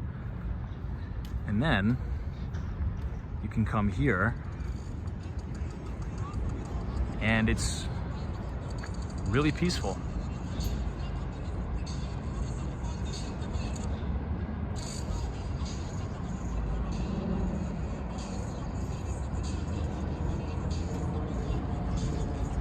Yeah, Michael says this will be a great spot for the 4th of July fireworks. Do you think they're gonna close this area off, do you think? Or do you think we'll be able to come here and check it out? But guys, look at this. This is the Intrepid, man.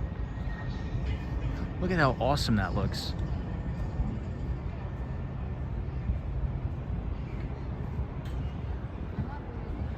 And not only do you see the Intrepid, but you can see 2 buildings on New York City's Billionaires Row.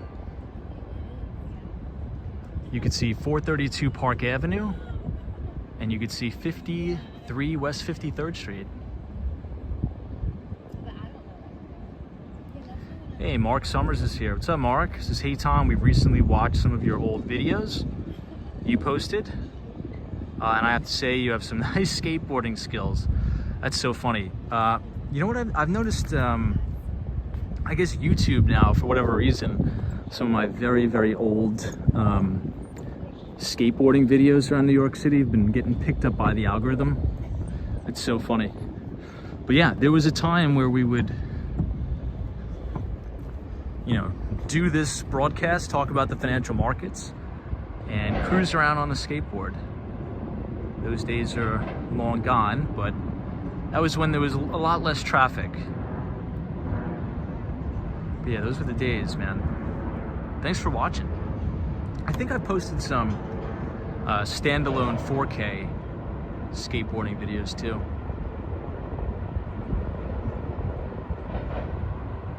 I've had some, I didn't catch any on camera, but I've had some crazy wipeouts in my day here in New York. I think the worst wipeout I've had in New York City was right around the corner from my old job on 46th Street and 5th. And the problem is, in some of the bike lanes, I'll show you sometime, they have these rebar, these metal rebar that sticks up like 1/4 of an inch. And sanitation is supposed to come and grind those down so bikes and skateboards and things like that don't hit it. And I mean, I was flying on the skateboard, flying on this thing. And I had all my, I was holding my work computer, everything. And I was probably going maybe 15 miles an hour.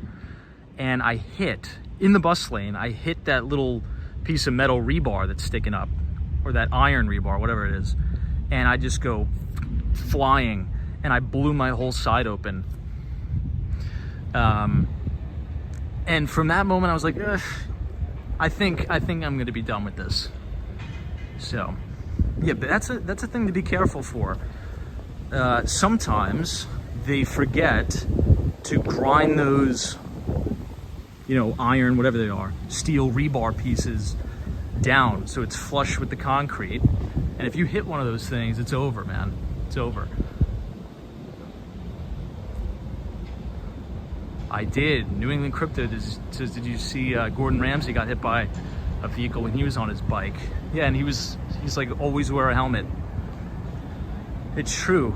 You know, biking is fun, riding the Vespa is fun, all that, but it's risky. It is risky, so.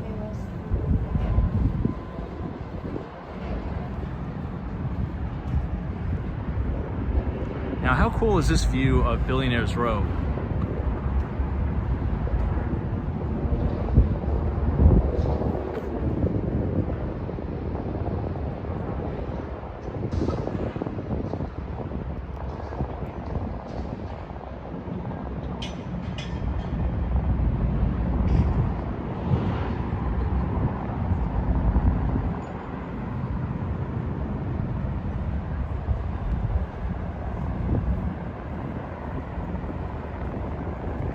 Let me see if I could zoom in.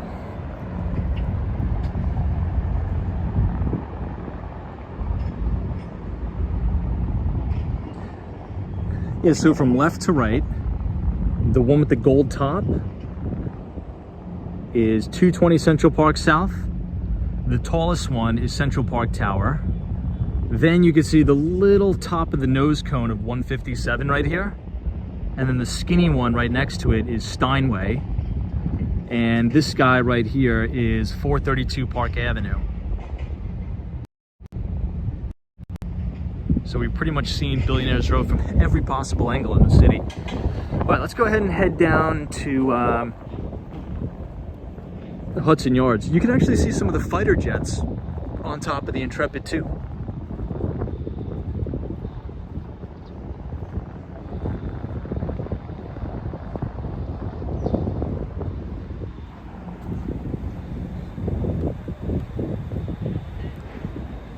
This park is awesome. This is a great, great park. Lots of seating space out here too.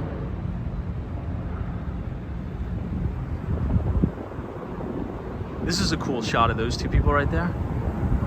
Anyway, if you guys are enjoying the live stream so far, feel free to leave a like on the video and click the subscribe button if you're new. Do these live streams every single day starting at 8:45.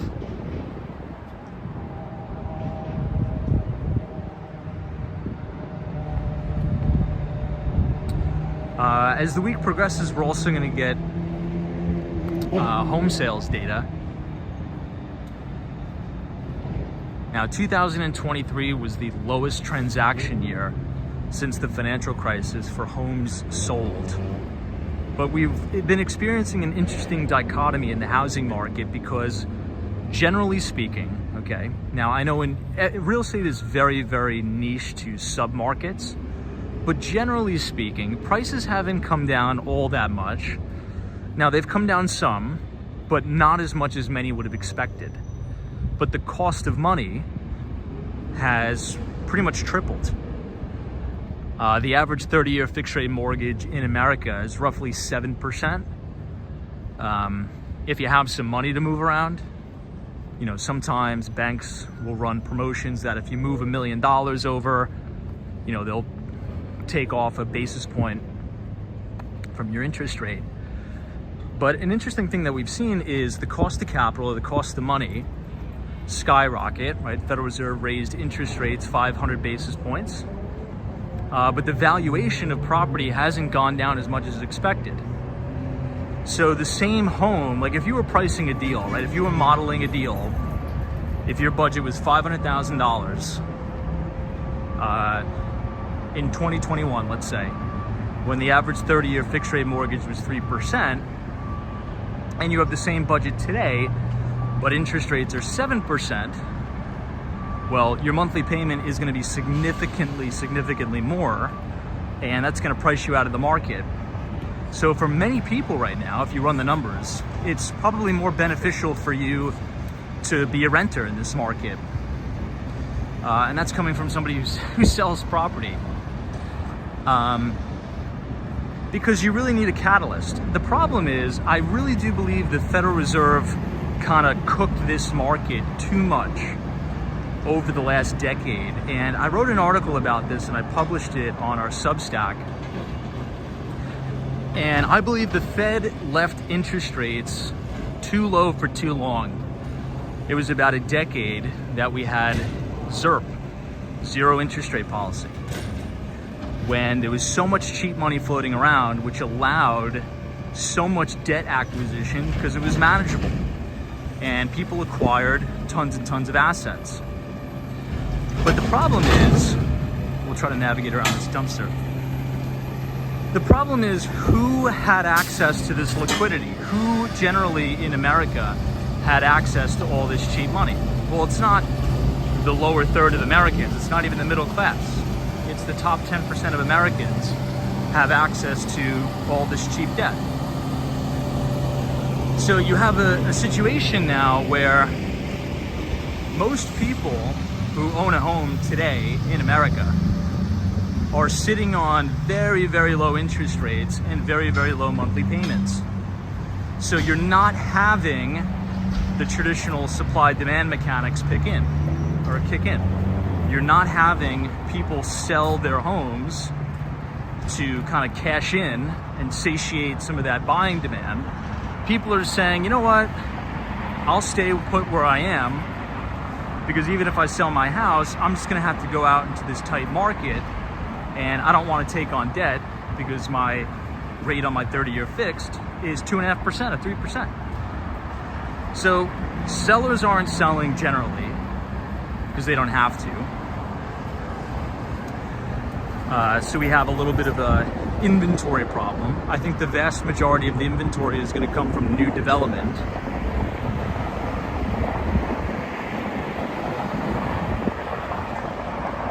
And you still have relatively high demand for people who want to buy.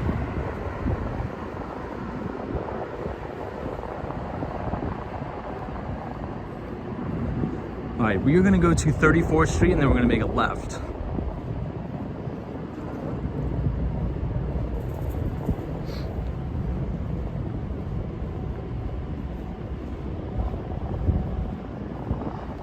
But I do think there is area of opportunity. I think there's deals to be had, but more than likely those deals will probably be had in new development, like I just said. Because a sponsor, if you're a developer, right, and you're trying to sell out a building, chances are you have debt on that building. And a lot of this commercial debt is floating rate debt. And as interest rates have gone up, it costs a lot more and more money to service that debt. So developers want to get deals done. So oftentimes they'll do incentives where they'll pay your mansion tax, they'll pay the transfer tax.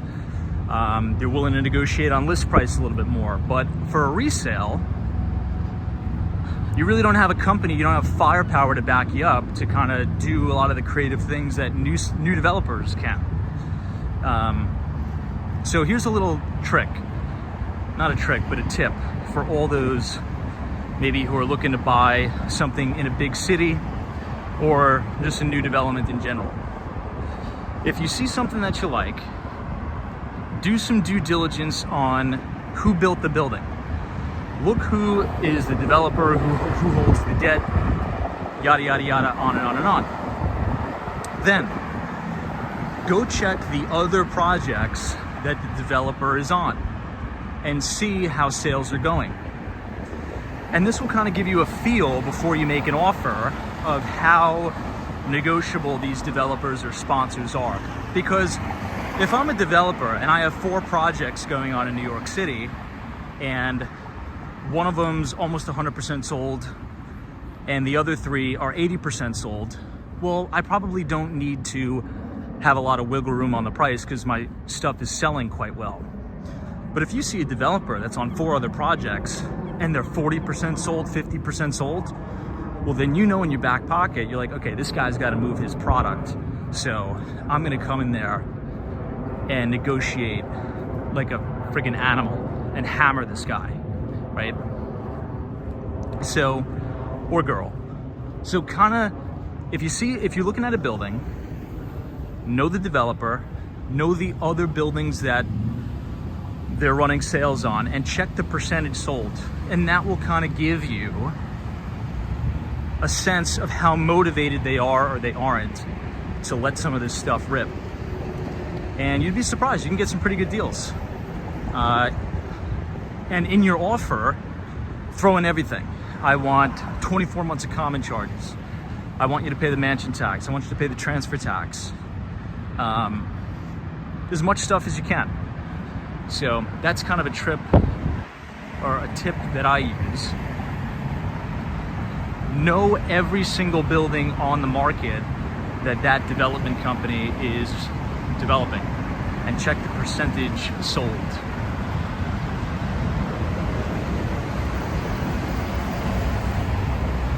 Now there's this really, really cool tennis court that's so beautiful overlooking the Hudson River. You guys got to check this out.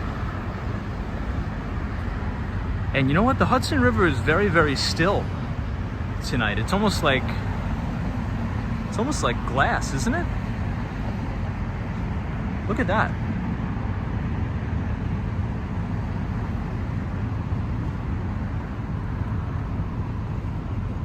And it's also very low tide.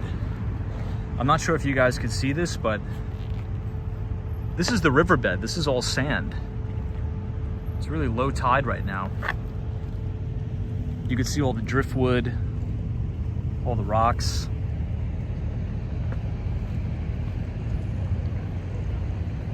And this amazing view of the Hudson Yards. It's unbelievable. Hey, Tatted T, what's up? Thanks for joining us. Taking a little bit of a different route tonight. Taking a walk along the water.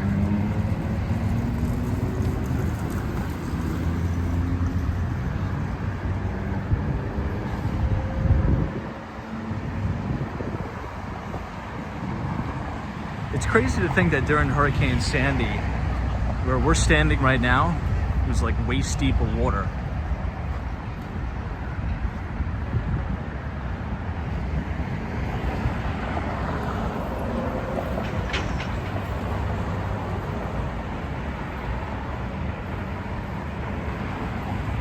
I always recommend this. If you're visiting New York City in the summer, this bike path will take you pretty much all the way around the island of Manhattan. And the view as you're biking on sunrise or sunset along the Hudson River is unbelievable, particularly as you get closer and closer to the World Trade Center. It's beautiful. You can't beat this. And then you can play some tennis or some pickleball here. Look at this. It's right on the water too.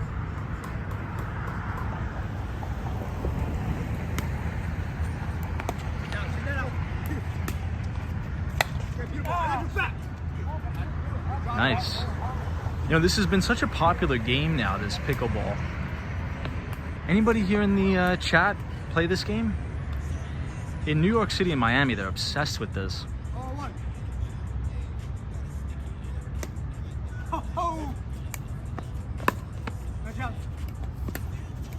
Ah.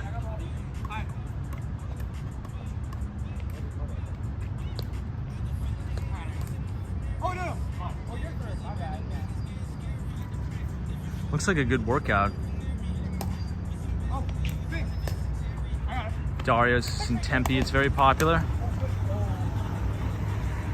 Oh, nice. Everything in Miami says we just built 3 courts in my condo. Yeah, I feel as it's probably very low impact. And it looks pretty fun too.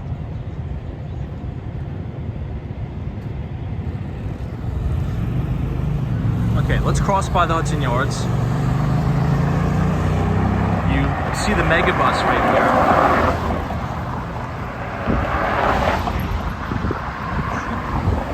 Doug says, hey Tom, it's huge in Wisconsin. I play nearly every day. By the way, us seniors would destroy those young ones.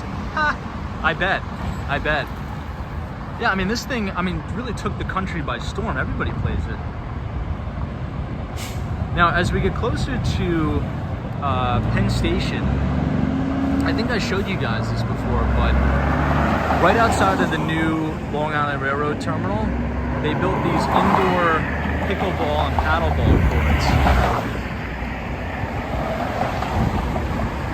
So you have the Jacob Javits Center, the Megabus Terminal, which is hell on earth.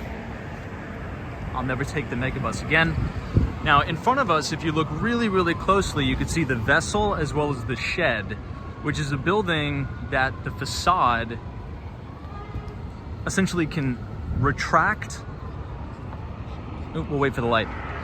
While we're doing that, I'll zoom in on the vessel and the shed. So you can see the vessel in the middle, and to the right, the big luminescent kind of silver looking building can retract in and out.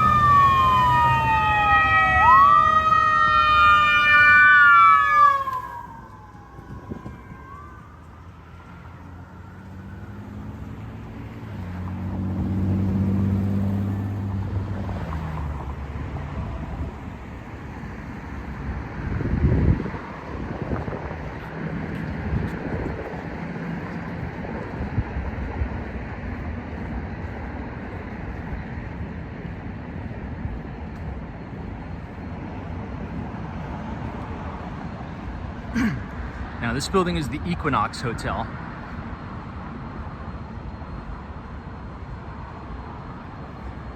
It has a pool on the roof too.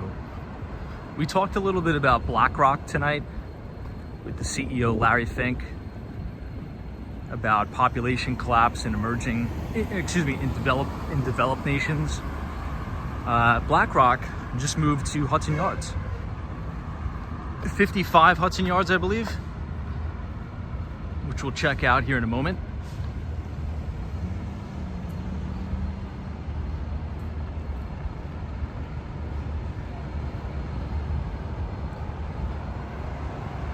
Oh, I almost forgot.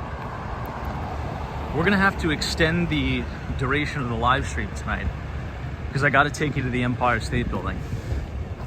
They've installed a dragon on the spire of the Empire State Building. And I'm gonna get as close as I can and zoom in. Looks crazy. And they did this for that new television show that's coming out on HBO. I think it has to do with the Game of Thrones series.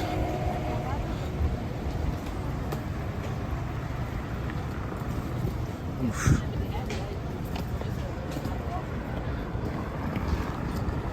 Getting a little bit of megabus PTSD.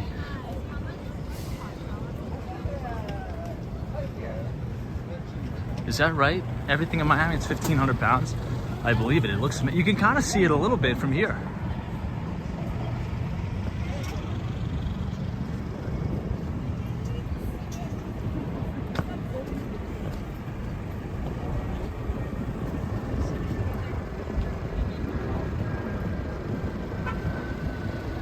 Jefferson Southern to New York. Yep, the prequel.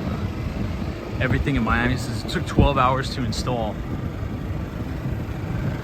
Let's go take a closer look. This is 11th Avenue. We're gonna cross the building to your right. It's 5 Hudson Yards.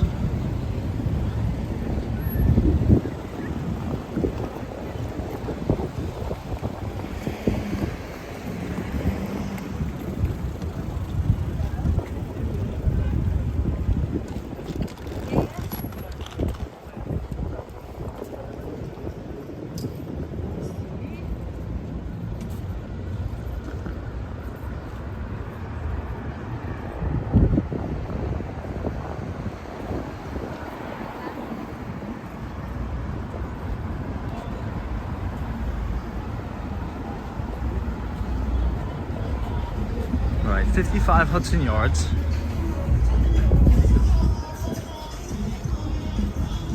And this is BlackRock over here.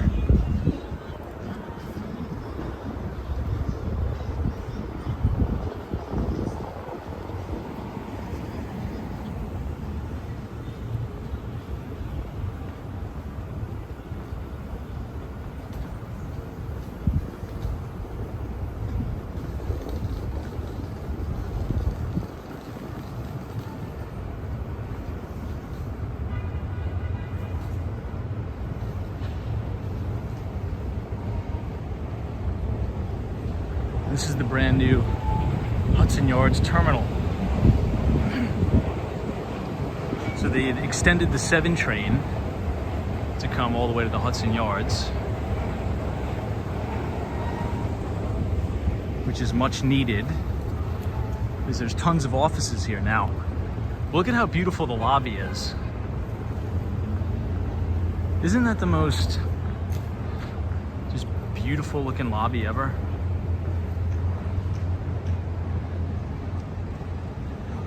$50 Hudson Yards. It's this gorgeous spiral staircase.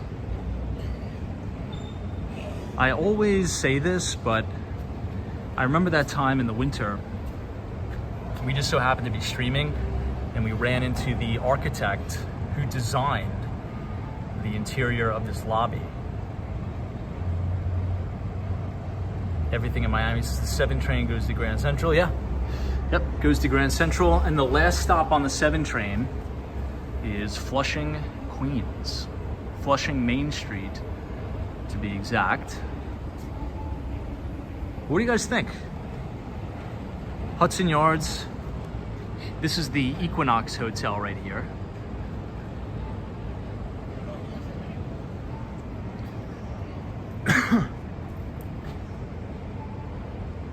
And our good friend Larry Fink.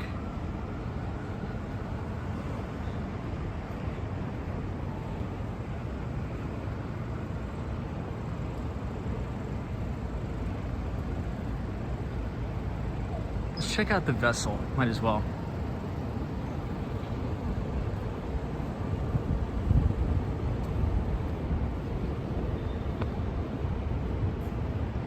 This is a cool shot too.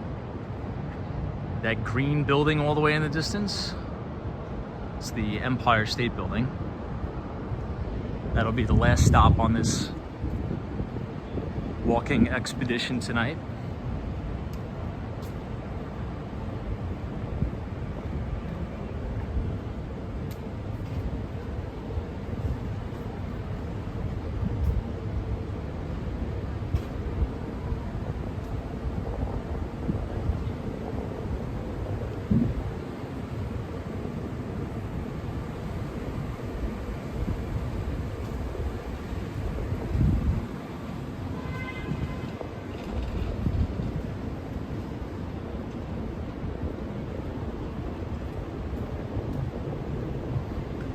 Hudson Yards is so modern, so clean. What do you think, Dave? What are your thoughts? Our good friend Western Mass. Now, the vessel is going to be opening up to the public yet again. It was temporarily closed. It's crazy. I was quite literally one of the last people to go up before they closed it. If you go all the way to the top of the vessel and you look to your right, you can see the outdoor swimming pool at Equinox.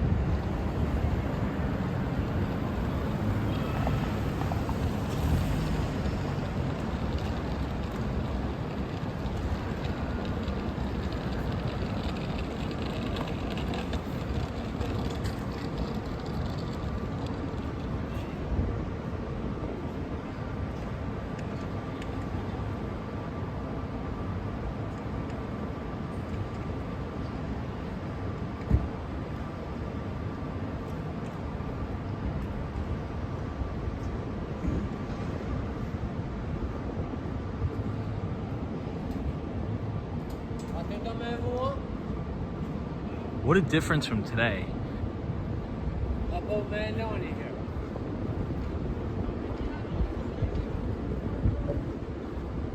It was packed here today.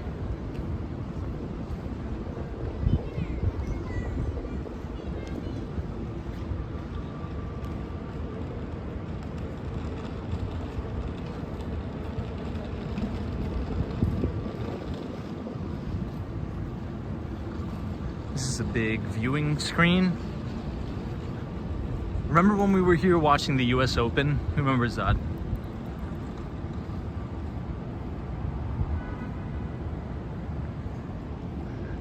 Who remembers we were doing the live stream and everybody was watching the US Open here? They usually put like folding chairs out here. You could watch sporting events overlooking the vessel.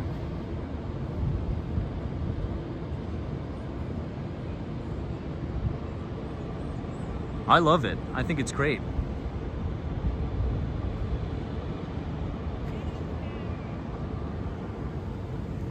Now, if you loop all the way around, it's going to take you to the High Line. Unfortunately, it is closed.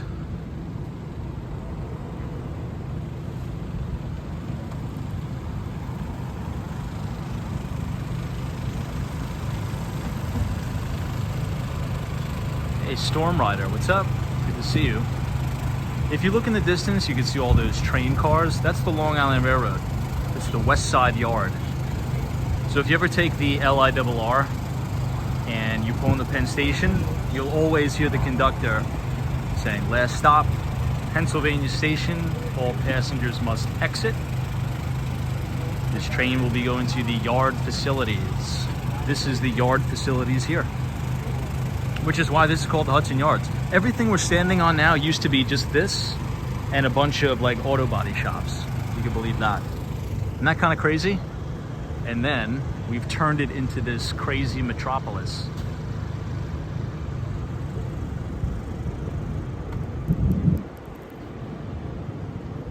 It's just unbelievable here. It's like it's a different city within New York City.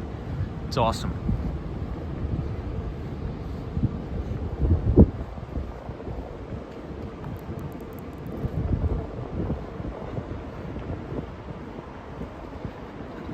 And then you have the shops at Hudson Yards right in front of us. I think they have the best Christmas decorations by far.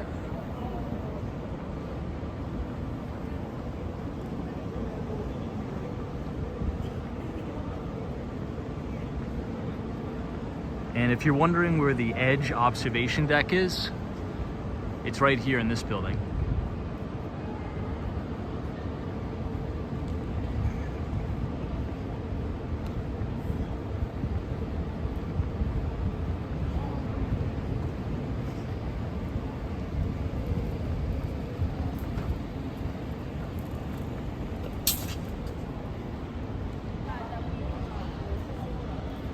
Oh, we gotta go the other way. The High Line is closed.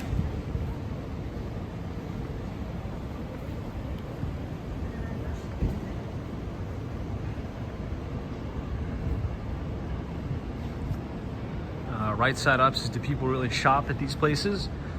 I was reading an interesting article over the weekend. Is anybody here familiar with the Bal Harbour shops in South Florida? Now, they were running some statistics on sales data or sales volume at the Bal Harbour shops. And apparently that's one of the highest grossing retail places in the United States. And right here, shops at Hudson Yards is not too far behind. Everything in here is all upscale stuff though. None of the stuff that I could buy, you know, but Bal Harbour shops is, I mean, they do crazy numbers, but that's very, very high-end stuff there. Surfs Flat Traders says, "Hey Tom, when will you be back in Miami?" Not too sure, honestly. My place is rented out, and I want to say maybe first week in July, but I want to be in New York City for the 4th of July. So I'll keep you updated. I may go back for just like a weekend just to check in on things. But yeah, ideally I would rather maximize my time in New York in the summer, just because I love it here in the summer. But we'll see. I guess it depends on a few things, but maybe at the end of the month or early next month. Mark says, "Are you typically in New York City over the Christmas season?" Yeah, holidays, I'm always in New York.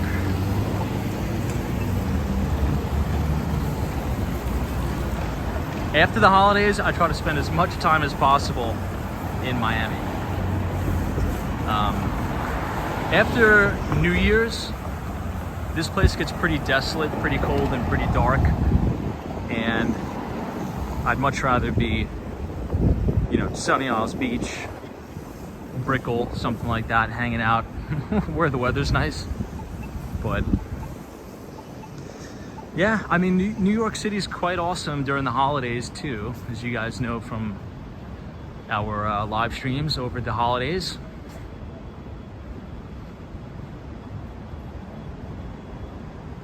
Yeah, RC is telling me I have to be in New York City for the 4th. I always am in New York for the 4th.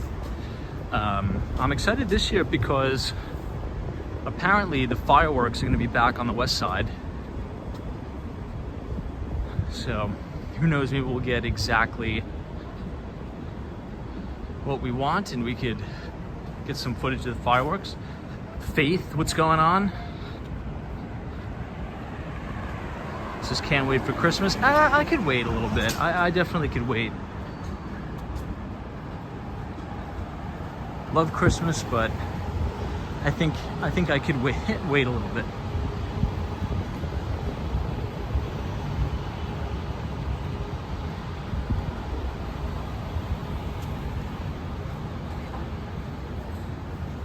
This is a good place just off to the right.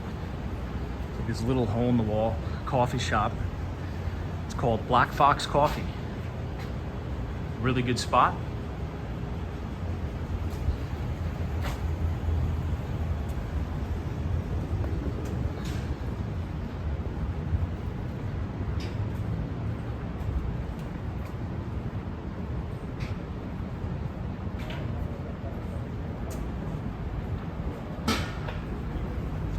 So once we get to the corner, we should be able to see, or hopefully we'll be able to zoom in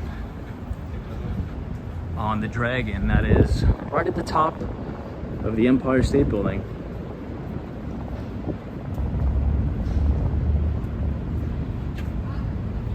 Triple G's are some of the funniest live streams or Tom's comments during the winter winds at the Hudson Yards. Yeah, those are brutal, man. Those are horrible. You'll notice that we often branch out to new neighborhoods when the weather's nice. Like this weekend, we spent a lot of time in the Lower East Side, went to Williamsburg Bridge. You can't go to those places in the winter. I mean, you can, but it's hell. It's hell on earth.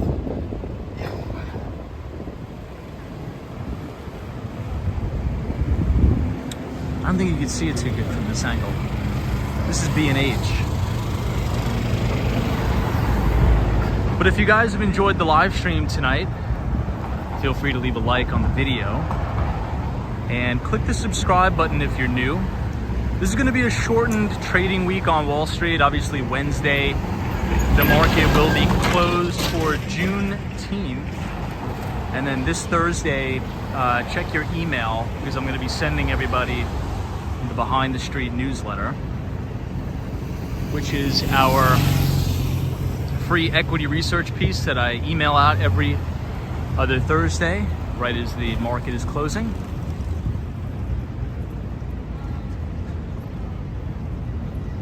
So it'll be a short week, but a busy week. We're gonna get a lot of economic data, housing data is coming out.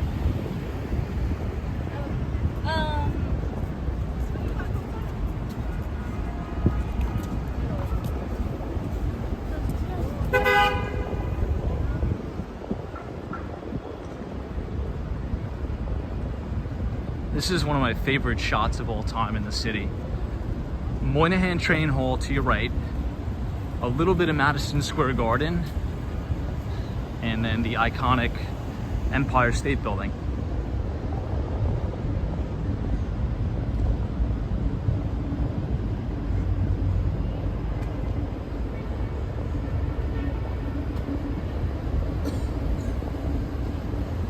Let me try to zoom in.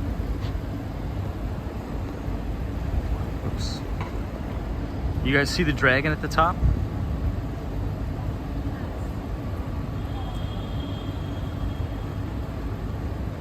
I think we have to get a little bit closer.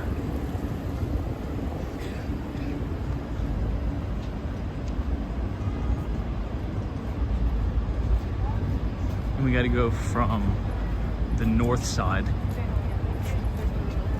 But if we can't get it, you could look at some of the photos online. Hey, not too much. I'm sure there are plenty. Yeah, Dave says we gotta get a bit closer. All right, Dave, let's get a tad bit closer.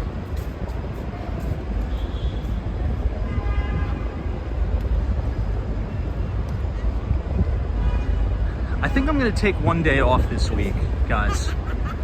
Not from the live stream, but just from work in general. And I'm gonna go to Jones Beach. You know, I love Jones Beach.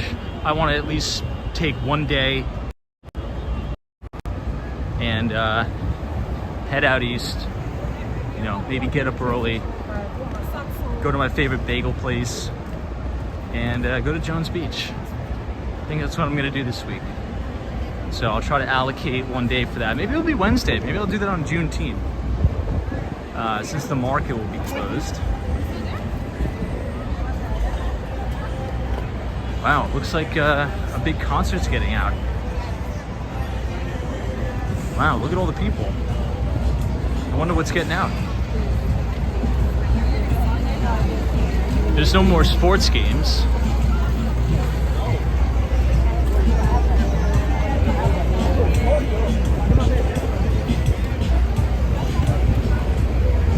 Usually they say who's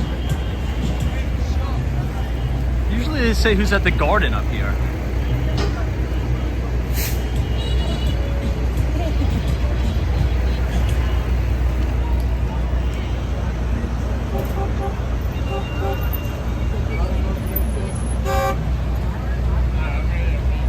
Man, for a Sunday night, this place is rocking.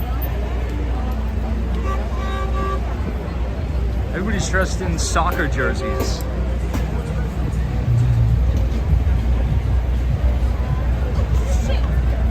All right, we got the light.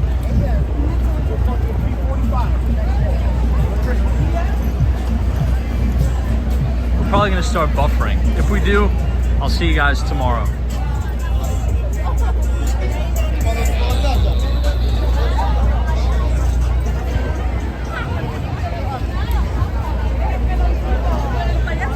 That's a horror movie.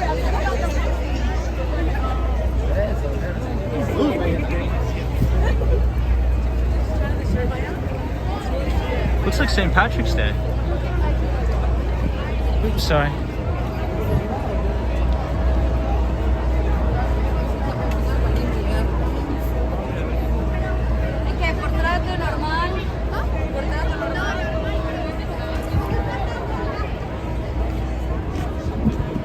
All right, I think we will.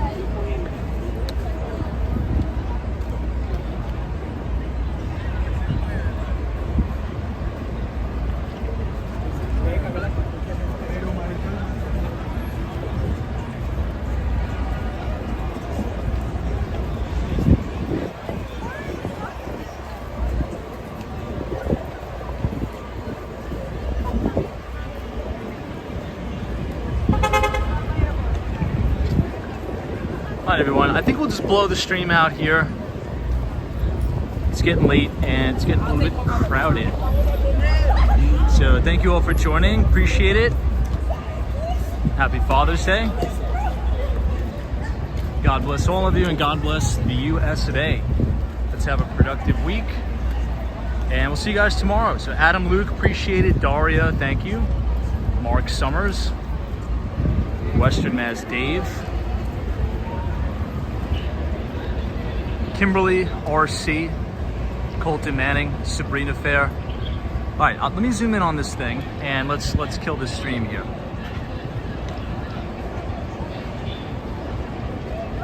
If you're just joining, apparently there is a dragon on the spiral of the Empire State Building.